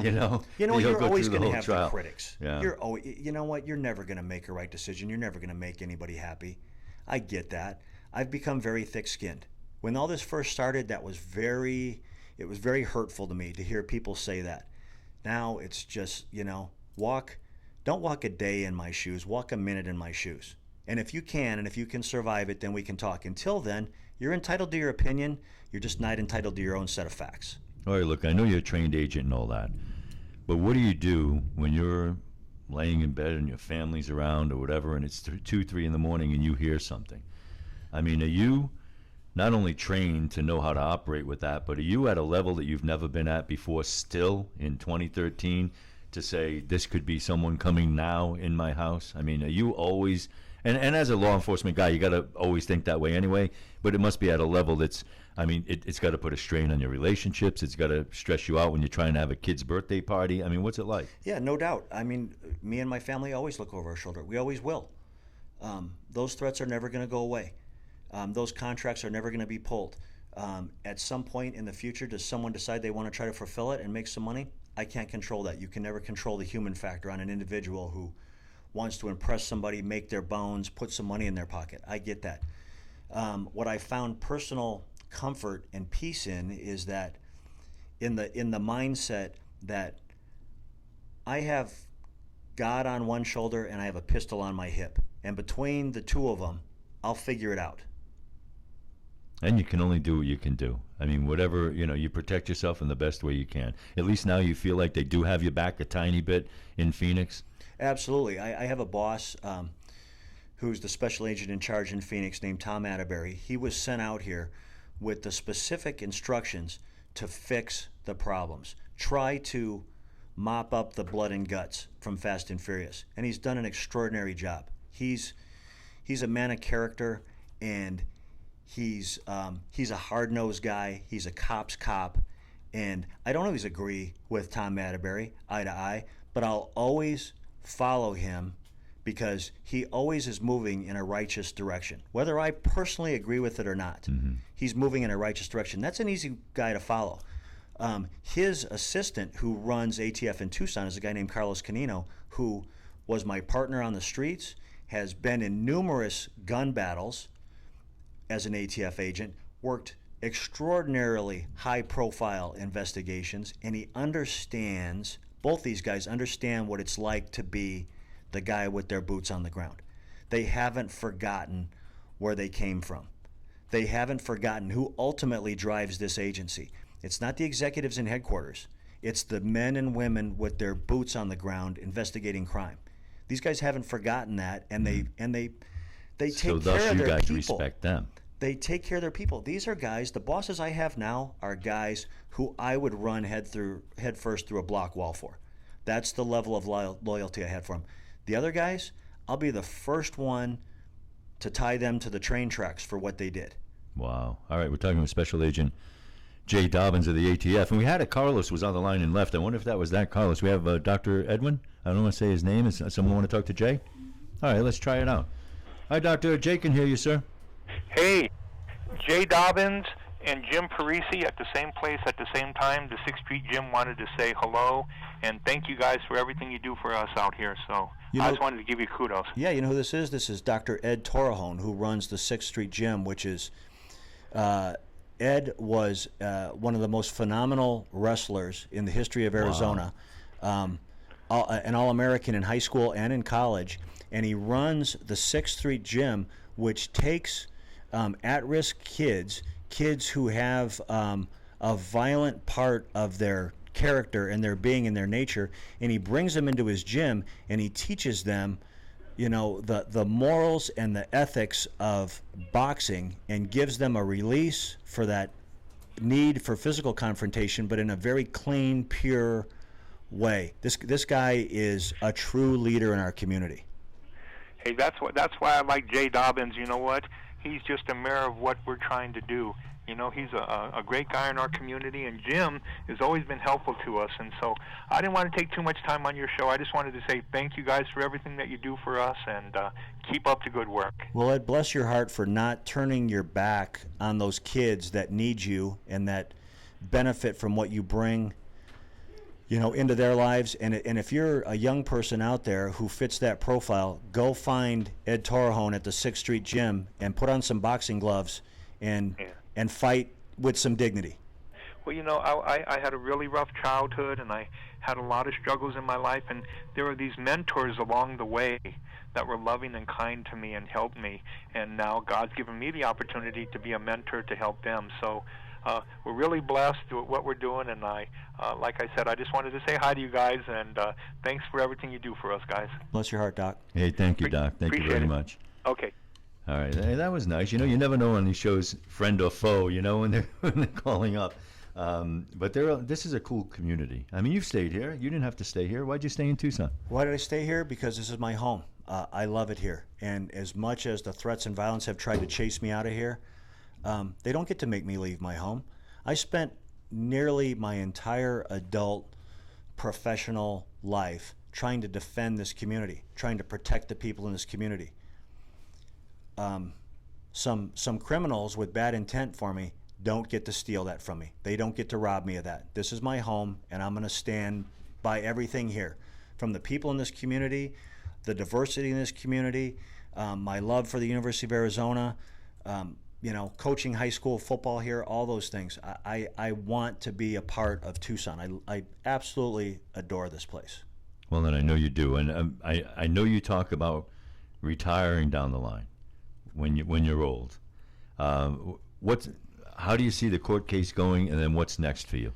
Well, I think what is even for me more troubling than the threats and the failure to react or investigate the threats is the way that the White House, the Department of Justice, Obama, Eric Holder at DOJ, his subordinate attorneys, and the top levels of leadership at ATF have embraced this defense of my allegations, which are all being proven true in a courtroom, but they continue to defend what they know is wrong and corrupt and criminal. And it goes back to what you said earlier. We as a people, we expect our president and our attorney general and our law enforcement agencies and we expect better than that. When you operate under the seal of the Department of Justice, the fact that the word justice is in that title should mean something. It should count for something. It shouldn't just be a word on a plaque. It should represent the honor of what that word means. And in my case, what they're defending is the exact opposite of that. In the Fast and Furious investigation, to have Congress seeking answers on behalf of the American public, and to have the president extend an executive order over that so that no more facts can come out, no more information can come out, and then have our Attorney General talk to the American people and deceive and lie and cover up what happened, that it truly, having carried a badge for 27 years, makes me sick to my stomach. And people, that's the way it goes nowadays. No one knows anything. Oh, I didn't know about that. Didn't know about the IRS. Didn't know. As a journalist, years ago they said they had files on us locally and FBI and things like that. I mean, you never would think. But now they don't even want to talk about it. I'll tell you what's going to be interesting with regards to my lawsuit is that the president and the attorney general are not going to be able to deny knowledge on this when this breaks. This is all coming out. When this trial ends, everything's going to be made public. Every document, the court's rulings. And President Obama and Attorney General Holder are not going to be able to deny personal knowledge because they have personal knowledge. They're going to have to find another excuse why they did the wrong thing. One thing that I'm not doing that I'm used to having on all my documents, so I haven't been doing it, but the phone number, and I was going to let Jay go in a second, but we might take one more phone call, 750-7456, 750-7456. It's good to have Jay in here. We have James on the line. Let's go right to it because Jay can hear, right? Does he have his headphones over there? Okay. Let's see what we got. James, you with us, sir? Yes. Good morning, Jim. Good morning, Jay. Good morning. I'm curious about what the timeline for Jay's case against the DOJ and ATF is in terms of resolution, because I'm really looking forward to hearing how this turns out. Yeah, it's we've had 2 weeks of trial in Tucson, which covered a big portion of the Arizona witnesses. On July 22nd, we reconvene in Washington, D.C. for another 10 days of witnesses.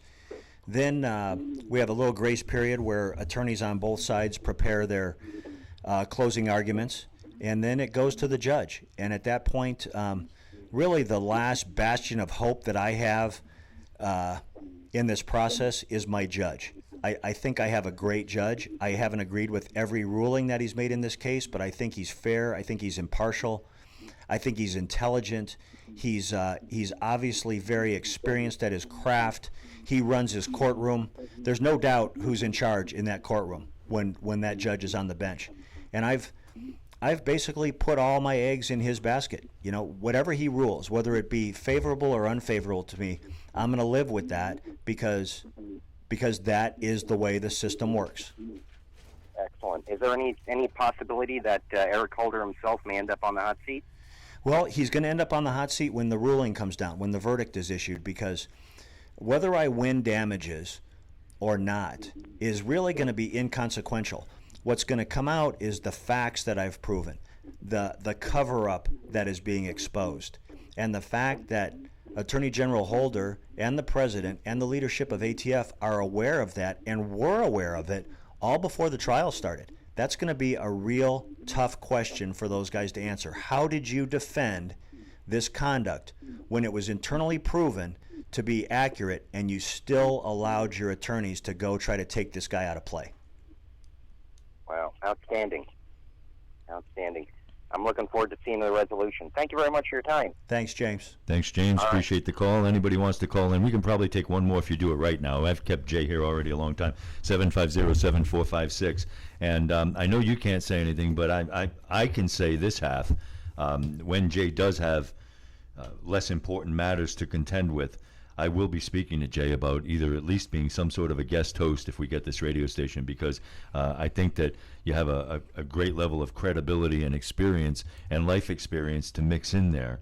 And should you ever want to try your hand at that, we'll work something out. Could you have your wife negotiate with me on your behalf? I'd much rather speak to her than you. I've heard that before. Yeah, you know what's funny? You talk about what you've heard your whole life. You know how many times Dr. Kevin Lehman starts with me, walks in a room and says, "You married up, Parisi," first line out of his mouth. And I'm kind about it.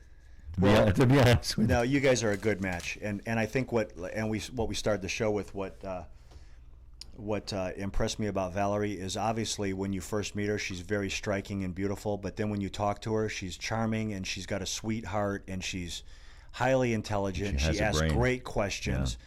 She's a professional of her trade craft, and all those things just add to the big picture. And she's, you got a good one there, but she did pretty good for herself too with you. Well, it's funny. I'm proof that women marry for humor and kindness, not necessarily looks. You know what I'm saying? But it's funny how people grow too. And I know that you like the self-deprecating thing, and you're on Facebook talking about how old you look and all that. But there's something that goes with that. Valerie's prettier now than at 20 years old. I mean, there's because you see more. It's not just the pretty face, and there's more to it. There are a lot of pretty-faced people out there, but then people grow into it. And I have the pride of, she's worked in 5 television news operations that I ran, so she has an appreciation for the boss at the same time as the other level person. And really, you know what it's like, man. You're hardest on your family and friends she had to get a promotion in my newsroom had to be 10 times better than everybody else. Absolutely. Because otherwise they're going to say favoritism and all that stuff. And she's a local Tucson, born and raised, so not many people in this business do that. It's the same thing I experienced coaching my son in football. Yes. He knew you cannot be even with the competition. You better be better than your competition. And have Otherwise, a good attitude too. Yeah, I can't take care of you because I'm going to lose the trust and faith and confidence of everybody else if it looks like I'm taking care of you. You got to make your own way, and you better set yourself apart because the tie goes to the other guy. And you mentioned South Point, and I don't follow local football that much, but I will be soon. I'm toying with the idea of trying to broadcast South Point games at night or in some off times on the thing, because they're like pro football for this community. Oh, it's a tremendous program. Dennis Benet's the head coach there. He's been there for 14 years. Wow. Arguably, one of the most successful high school football coaches in the state. Presently, the most successful high school active football coach in this town.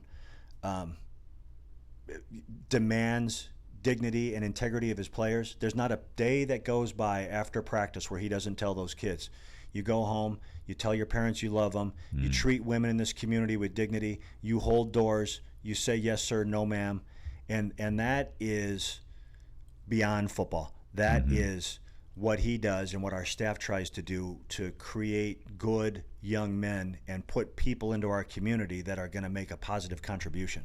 When you wake up in the morning and you have a stiff back or aches and pains and that kind of thing, how much of it came from ATF and how much came from football? Almost all of it came from ATF. You know, I played football for 16 years, from youth football up through a very short stint in the professional ranks. I never had an injury. I come on to ATF. Wow. You know, never had an injury of significance. Never missed a football game ever in 16 years.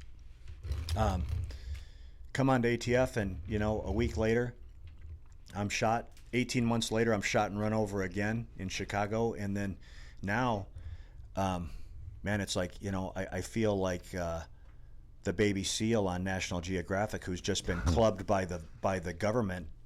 But you know, this baby seal is still crawling along, man. I'm going to make it. Well, and I've seen you hold up the shirt and all that kind of thing. And I got to say, and we can wrap it up with this, and I definitely want to get you in when you can talk about what happened at the trial.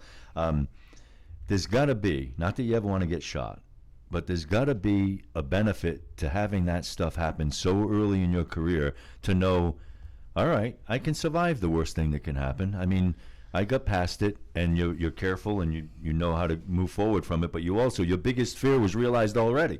It was a double-edged sword for me. It reinforced that I was doing what I wanted to do. I wanted to get as close to the violence and as close to the violent people in the community as I could. Too close on that occasion, obviously. The other side of the sword is that it almost brainwashed me. I became bulletproof in my mind. I had a bullet go in my back, cross through my lung, pass within a half an inch of my heart, and exit my chest. And I was back at work grinding. I was, I recovered, and I went right back to work. I went right back to the streets, and I thought, what's going to happen to me? What are you going to do? The only thing that's going to beat me now is a bullet in the head, because I've already survived one all the way through my chest, and whether that be good or bad, I fed off that. Well, see, you and I are alike that way, because you were shot twice, and I'm friends with a guy who shot twice. So I guess we're both the same kind of macho individual. Yeah, as long as your friend wasn't the guy that shot me, then we're fine.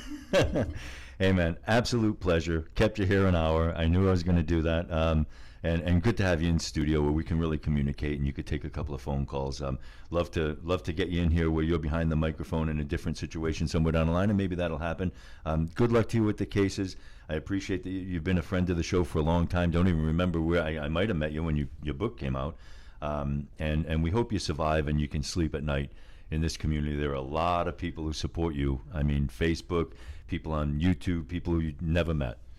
We'll talk again soon, and I think when I'm able to fully discuss what happened, it's going to leave people with their mouths hanging open. It's jaw-dropping what's being unveiled in the courtroom. Well, and maybe that's another reason it had to go to court. Hey, man, my absolute pleasure to you.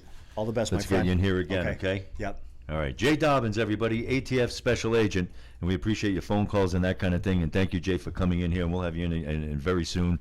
And now I got to go check out some South Point games and things like that as well.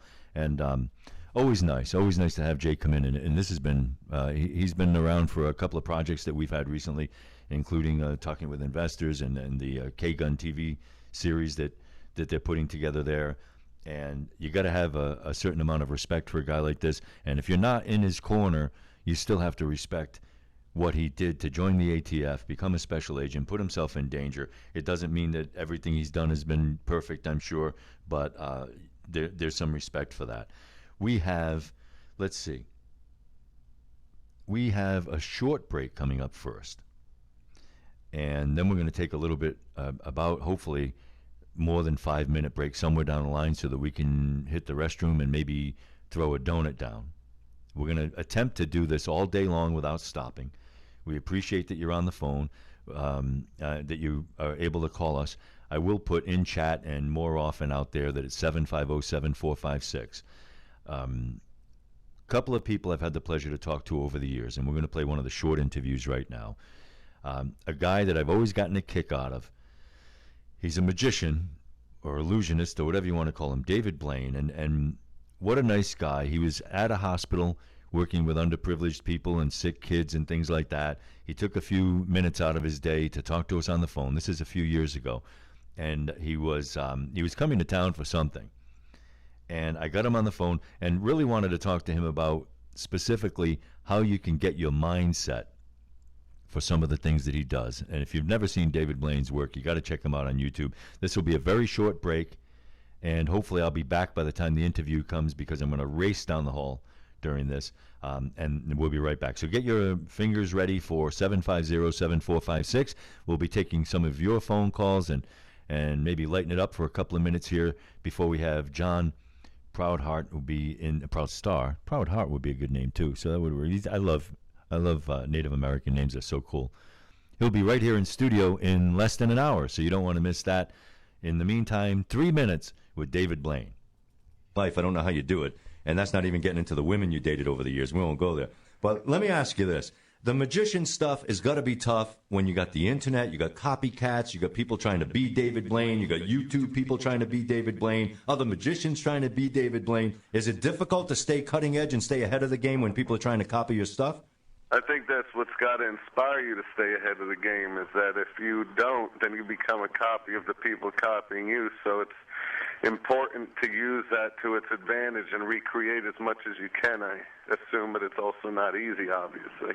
You've been inspired by, I know, your mom, and it's legendary, really, how you got into this, that you were in the city, basically shot some stuff with your buddy and pulled this thing off to get it started some years ago. But since then, I mean, since Houdini, you're like the biggest name in the industry, and I know you're shy and sort of introverted about that end of it, but you've really brought, other magicians have told us that they really give you a lot of credit for reawakening that industry. Oh, well, that's nice. I don't know if it's true, but thank them. What blows me away, and I don't know how any human can do it, is the stuff that you do that I guess you would call deprivation of some sort. How can you tell your mind to shut down enough when you know you're going to be encased in the ground or in the water or that sort of thing? How do you train? How do you start training your mind for that? I usually prepare by breaking it down to a reasonable amount of time. So if I know I want to spend a week in a tank of water, I say, first let me see if I could do, 6 hours. Okay, 6 hours I could do, no problem. Let me see if I could do a day. Let me see 24 hours. And then what I usually do is I get up to about 1/3 of the amount that I really want to do, and based on how I dealt with the third, I go at it with a serious training schedule, and then when it comes time for the real stunt, I go in as hard as I can and hope for the best and expect the worst. Yeah, and you probably had both happen. Now, in a sense, you're a trained athlete because your body, what you've put your body through. Don't you have an adrenaline rush, though? Like, how do you... If I closed my eyes after doing a live show in the morning, for example, and I tried to stand in a closet, I couldn't do 30 seconds. You know, when I did the thing for holding my breath, that was kind of serious training because you have to learn how to build your lung capacity and then also deal with your CO2 tolerance. So it's, it is daily training, and every morning I'd wake up and hold my breath for 48 minutes out of an hour, breathing for a minute, holding for 6, breathing for another minute, holding, and you just keep getting stronger and better, and then when it comes time, you go as far as you can. But I didn't think I'd ever be able to hold my breath past 3 minutes and 30 seconds. So in training, when I got to 4 minutes, I was amazed. And then 5 minutes, and then 6, and then 7. And then, unfortunately for the stunt, I only did 7:30. But, the world record was 8:58. But these guys are also really thin, really big lungs, and cut out for it. Yeah, but what I get a kick out of, I'm reading the headlines on your site, a beautiful site, by the way, website. And I'm looking at them say, oh, it didn't work. Oh, busted. Oh, and I'm like, are you kidding? The guy held his breath for 7 change. And they're still, so your bar is so high now. I just stopped talking right in the middle of that. Poor Danielle can't hear that because I just took her headsets away and gave them to Jay Dobbins. All right, before you do anything, Danielle, you're going to probably take a phone call because we want to try to get a couple of people to give us a call, and we'll talk about whatever topics they want. We have a host of topics here that we can talk about, but enjoy Jay Dobbins in the building. And I'm always a little bit nervous when someone like Jay Dobbins, who's a little bit of a lightning rod for good and bad callers, and people call up, and Ron was a good caller, and the doctor was praising, and it was very, very nice. It went very nice. But I got to tell you, to be transparent, worry about it every time. That, this is going to be the one that is going to start off, because callers are pretty, the people who give you a hard time, they know what they're doing, and they start off very nice, and they say, oh, and I liked your work and all that, and then they end it with, why did you do that?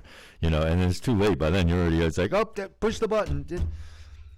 But it was nice to see that he looks better. He looks like he's happy to be in court and finally getting some sort of resolution one way or another about what's going on.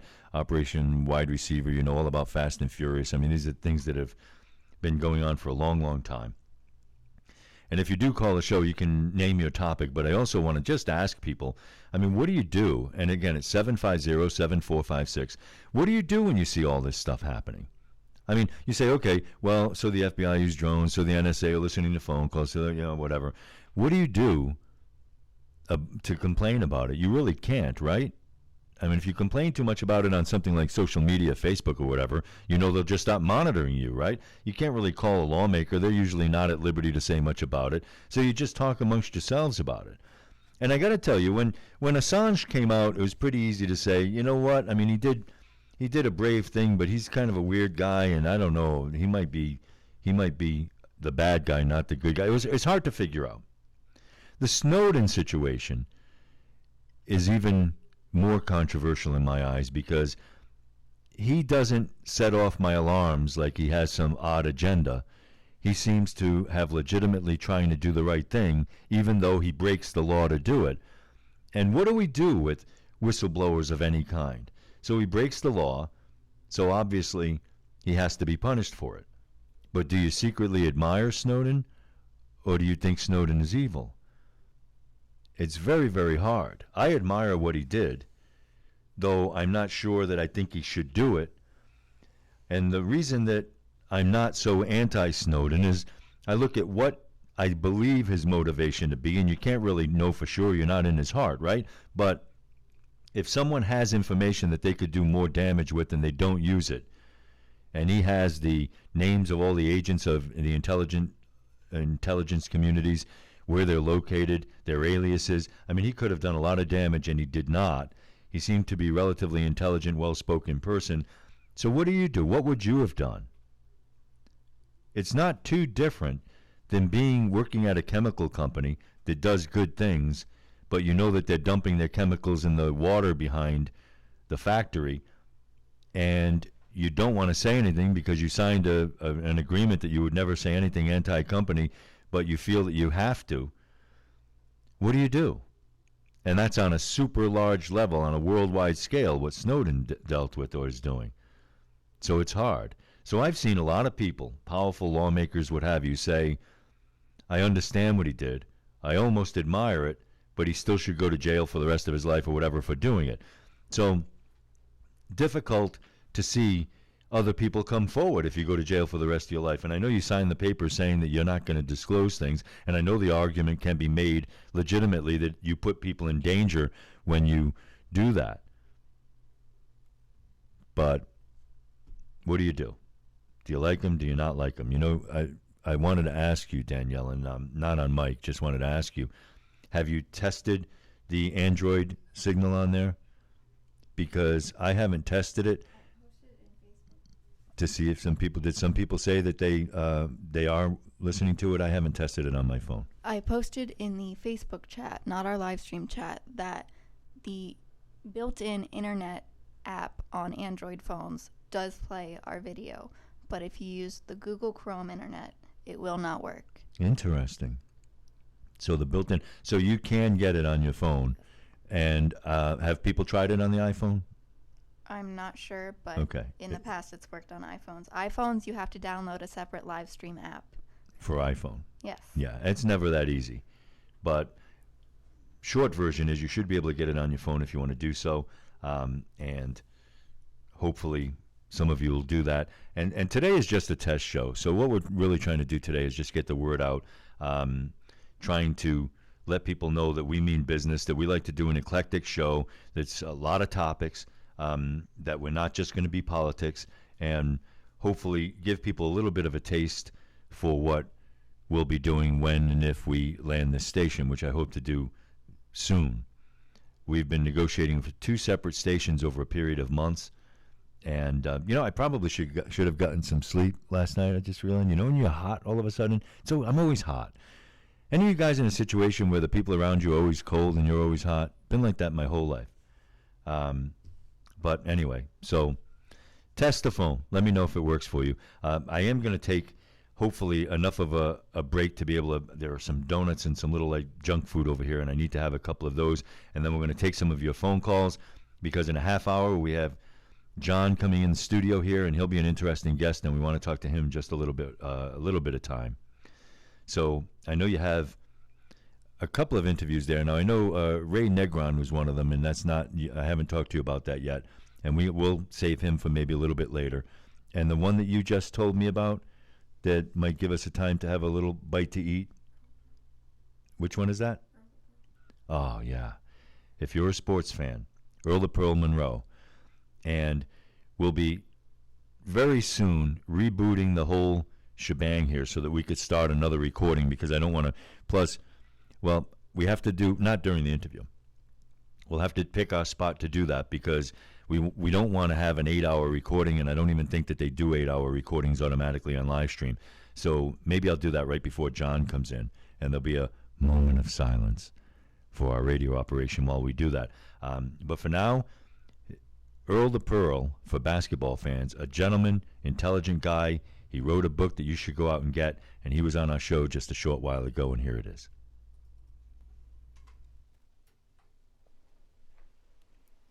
Mr. Monroe, can you hear me, sir? Yes, I can. How about you? Hey, man, absolute pleasure. Hear you loud and clear. Thank you for joining us on the show today. All right, let me start off. First of all, great book, because what Quincy allows you to do, I guess, or you made sure he allowed you to do, is to keep your voice in this book. And you sound, when you're reading this, you feel that you're talking to the player. You don't feel like you're talking to the player through a writer. And I think that that's very important. Was that by design? Yeah, absolutely. One of the reasons why I chose Quincy is because I read the Miles Davis autobiography, which he wrote. And I knew Miles, and, it sounded as though Miles was talking to me. And once I read the book, they were, because I couldn't understand the way he talked. There was a lot of times that I got, just got fascinated by the things that he was saying. So that you wanted to have the same experience, and I think that you did pull it off. First, let me start off. I'm a Celtics fan, okay? And I was, I would have been 16 years old in '72 when you were going over to the Knicks, and you were legend. But I want to say that, and you've heard this with all the people who've interviewed you, I'm sure, Mr. Monroe, but you're one of those guys that no one hated. People said, I wish he was on my team, but no one hated, and had that respect for you. And as a New England Patriots football fan, I would say that, the Mannings, for example, would fall into that category. People that you like, except when they're playing against you. And speak to that a little bit. That's real interesting, because it certainly, I tried to be a person that, I respected people and asked for respect back. And so I guess that's kind of where it was at. But, I was also a Celtics fan growing up. So I fall right in category with you.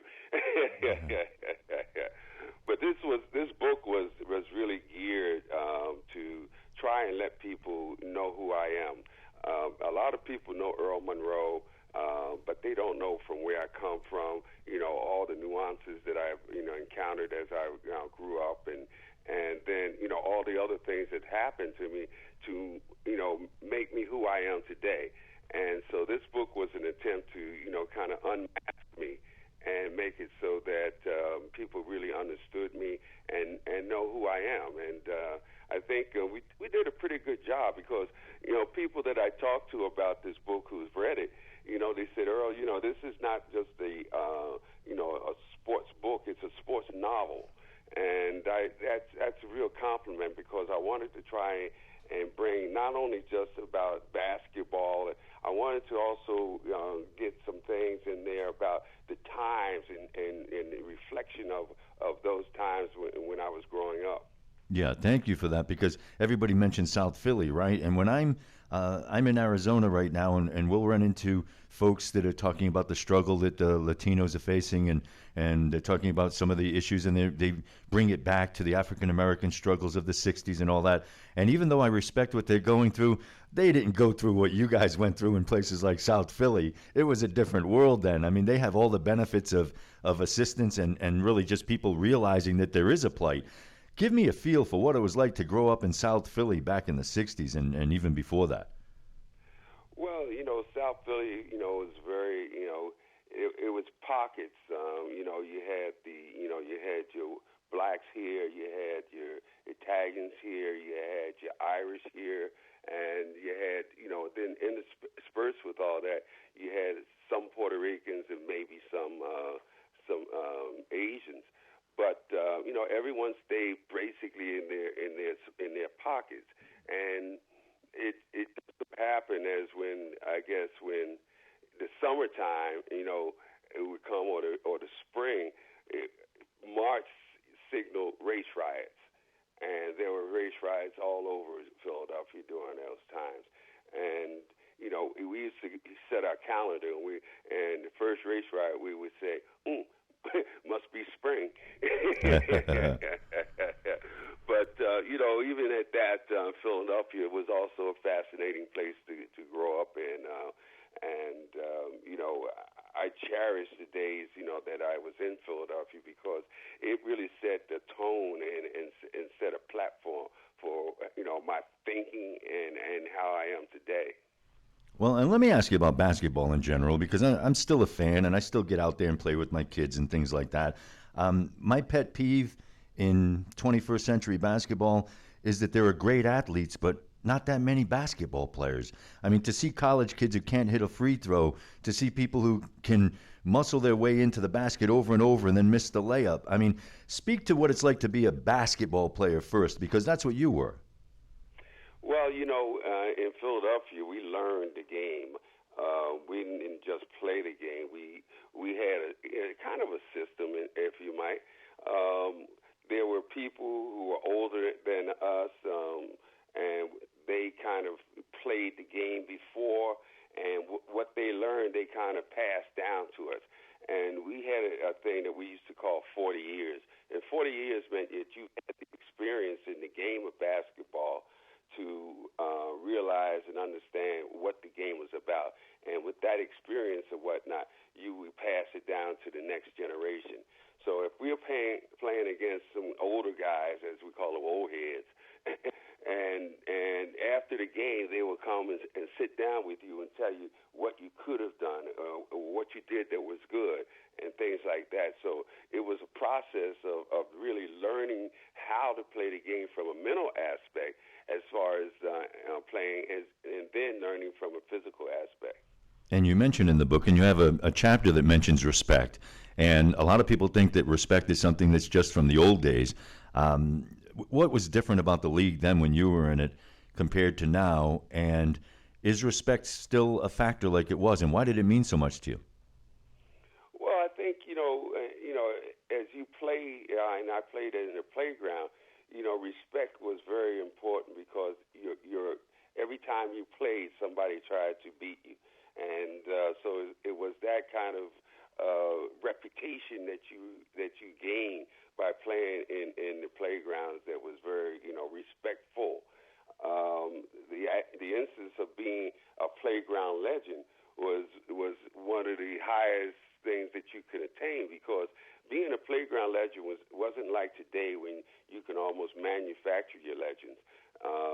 Being a playground legend means that, people have talked about you, and the word of mouth went all around to everyone. That all of a sudden now, everywhere you went, you were going to be confronted with people who try to take your reputation from you. But respect, as far as the game itself is concerned, it's about knowing the guys who played the game before you, who they were and what they were about. And, that's how you respect the game. And it's not, the game didn't just start, with Magic and Bird and Michael Jordan. The game started way back when. and you had those guys that played in the 40s. You had guys that played in the 50s and 60s and whatnot that really set the tone and made the basis of what we do today as far as basketball is concerned. Yeah, and you address that. The book is Earl the Pearl, and in there you give props, or whatever stereotypical phrase you want me to use there, to some of the players that you played with and some of the players before and after you. And you mentioned guys like Bird and Havlicek and people like that, talking about what their basketball skills were all about. Did you make a concerted effort, Earl, to give some praise to some of the other folks in your book? Yes, I did.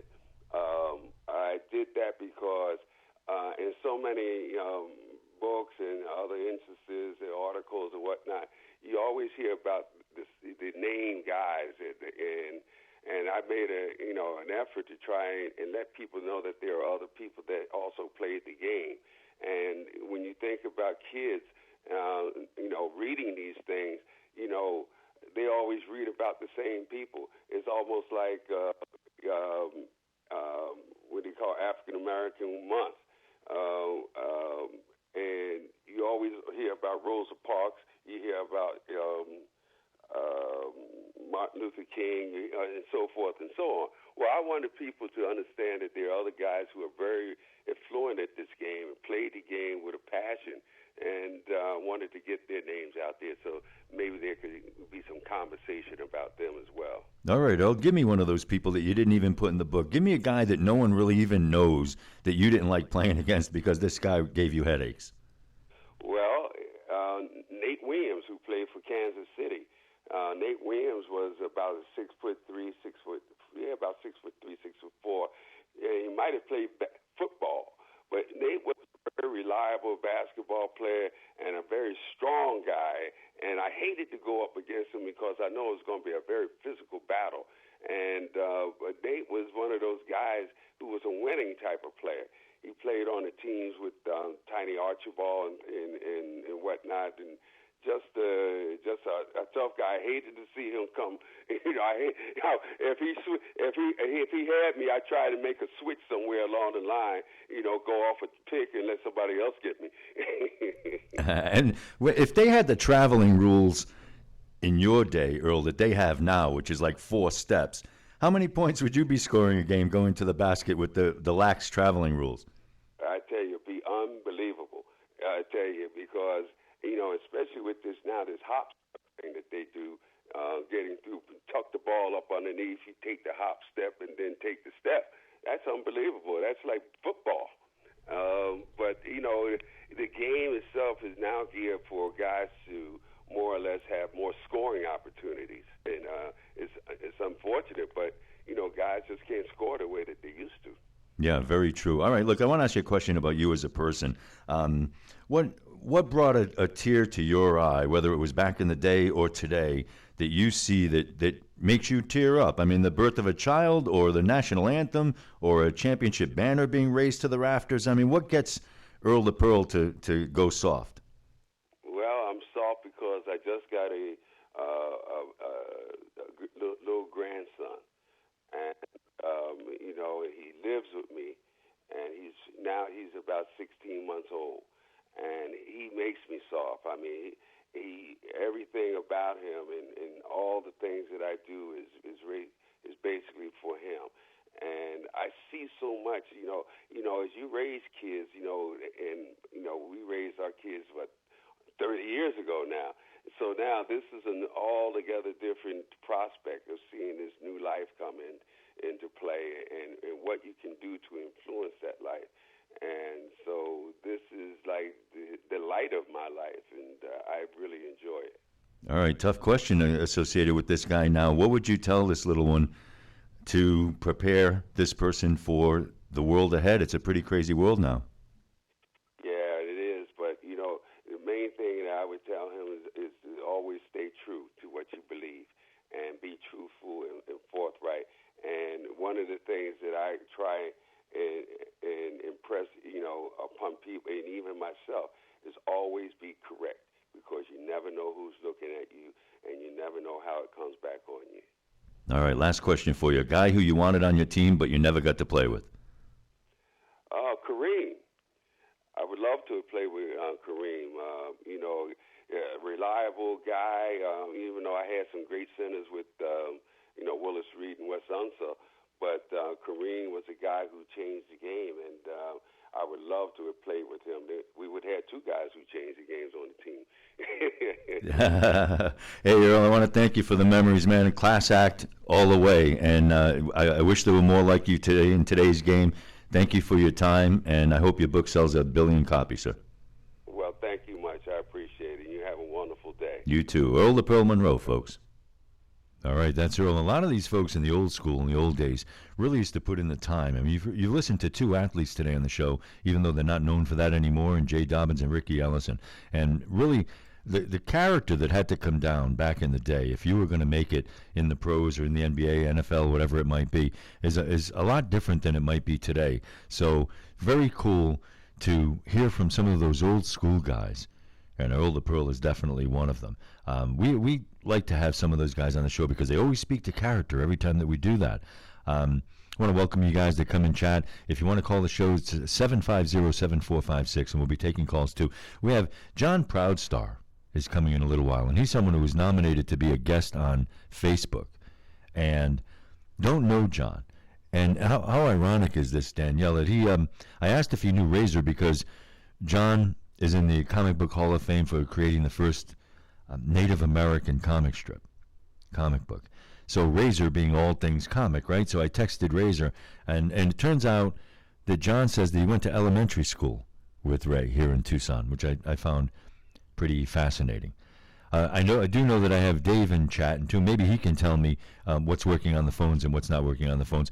And Danielle explained it a little bit, and basically what's happening is it depends on what browser you're using, but the live stream does support iPhone and Android, so we should be able to get that down. And if this all works out, we'll be pushing the phones, obviously, and the apps, obviously, pretty soon, but it'll be traditional media where you'll be able to listen on the AM or FM station like you do anybody else. And then when you get out of the car, that's when your live stream app or whatever app that we're using, PowerTalk app, will take over.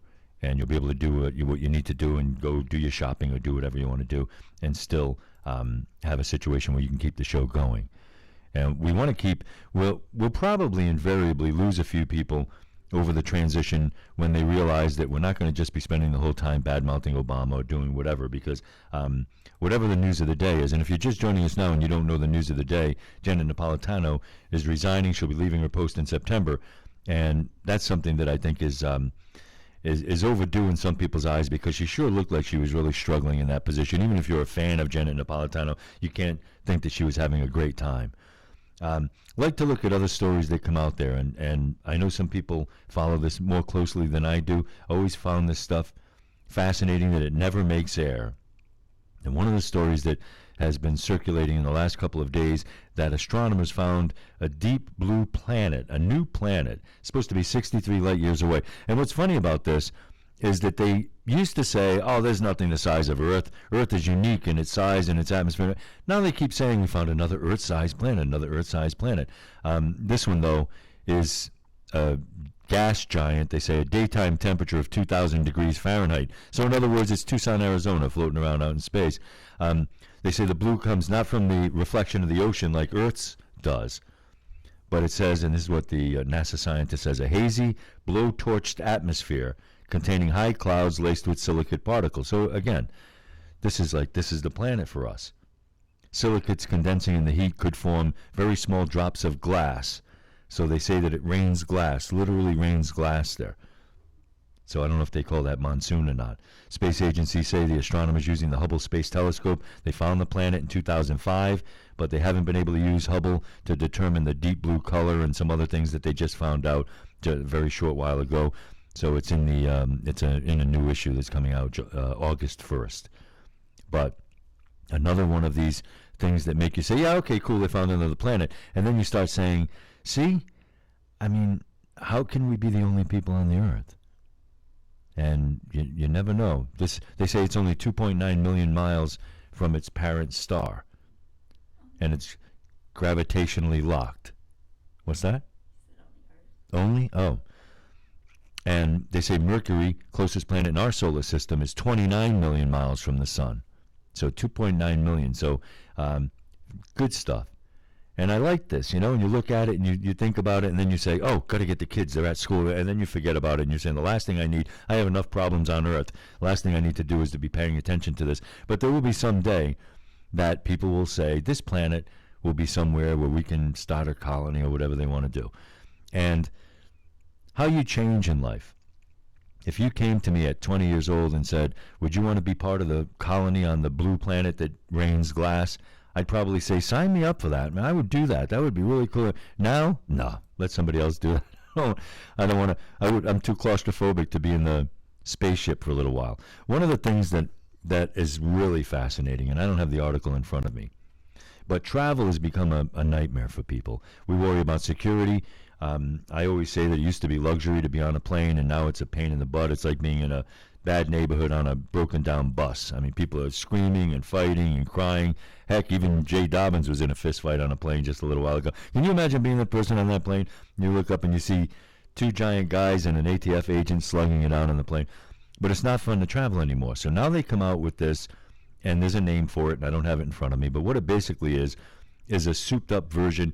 You know, when you go to the bank and they have that suction vacuum tube thingy that pulls your driver's license and check or whatever into the bank, and it goes, well, and you know the maglev vehicles that they have that are an inch or so off the ground and they can travel very fast? Well, this is a combination of both those technologies in some way.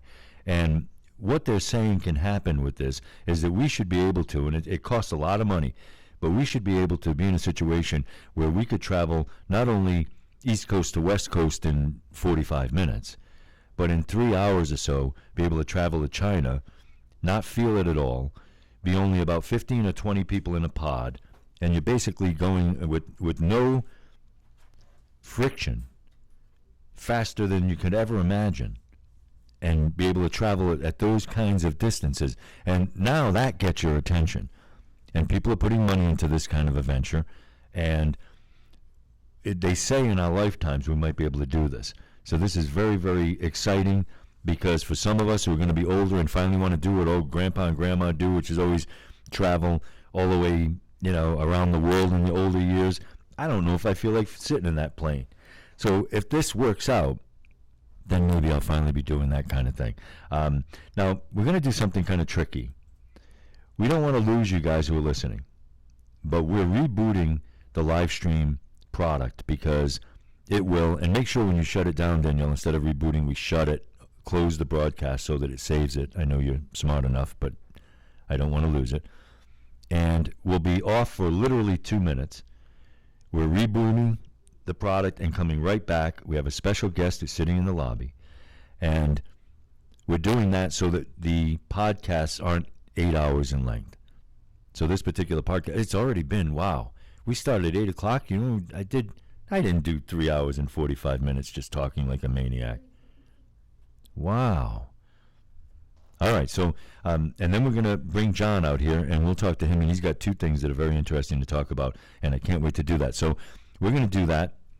Let John get a water or a coffee or whatever he'd like to get. Kills me to shut this down even for a minute, because doing so obviously makes you guys have to sit there for 2 minutes in silence. I'd expect you all to sit in silence and be well behaved, and we'll be back in just 2 minutes. We're going to do this. You don't want to miss John, because John's credited with the first Native American comic book creation. Very interesting, and he's an actor and stuff like that, so local folks know him. He'll be a nice guest to have in here, and it fits into the eclecticity rule. And don't forget later on that we supposedly have Craig Gass, who's an absolute just a riot. Danielle will be falling out of her chair with that. But you will not know who's in studio, who's not, what's going on. So if Craig stands me up again, I have the right to go over there and smack him out, right? Okay. Why don't we do this then? Let me give you the phone number one more time, and it's on the crawl. It's a local call. 750-7456, and you can call anytime. Ask John questions, whatever you want to do. Ask us. Talk about what you want to talk about in the greater Tucson area or in Arizona, anywhere, or any story that's a national story that you want to tie in locally. Future guests, the purchase of the radio station, anything that you can ask us that we can say, we'd be happy to do something about. Don't forget, we're doing this marathon broadcast today. We're drawing attention to what we're trying to do here, bring journalism back to talk radio. It's just been too much with the partisan talk and just the hate politics, and we're just done with it. And even though I have a political background, we think there's more to life than yelling about Bush or Obama. So we want to put our own lineup together. We've learned the hard way that you can't just join a team, because then you're either on the liberal team or the conservative team station, and that's it, and you're stuck. So we will be putting together a whole host of hosts. All right, that was bad, but I still have to say. And they will all be people that try to be fair and try to give both sides, and hopefully will be interesting, exciting, and all that stuff. And if you want to donate to the project, there's a link there on GoFundMe, which is at PowerTalkMedia.com or JimParisi.com. And if you want it to be a loan, just say, here's a loan of, and that money will be paid back with interest as we land this station. So we thank you guys for the support, and we're taking literally 2 minutes. We'll get John in his seat, and we'll be back with another guest, and we'll be fired up for another 4 hours of talk programming. We'll be right back.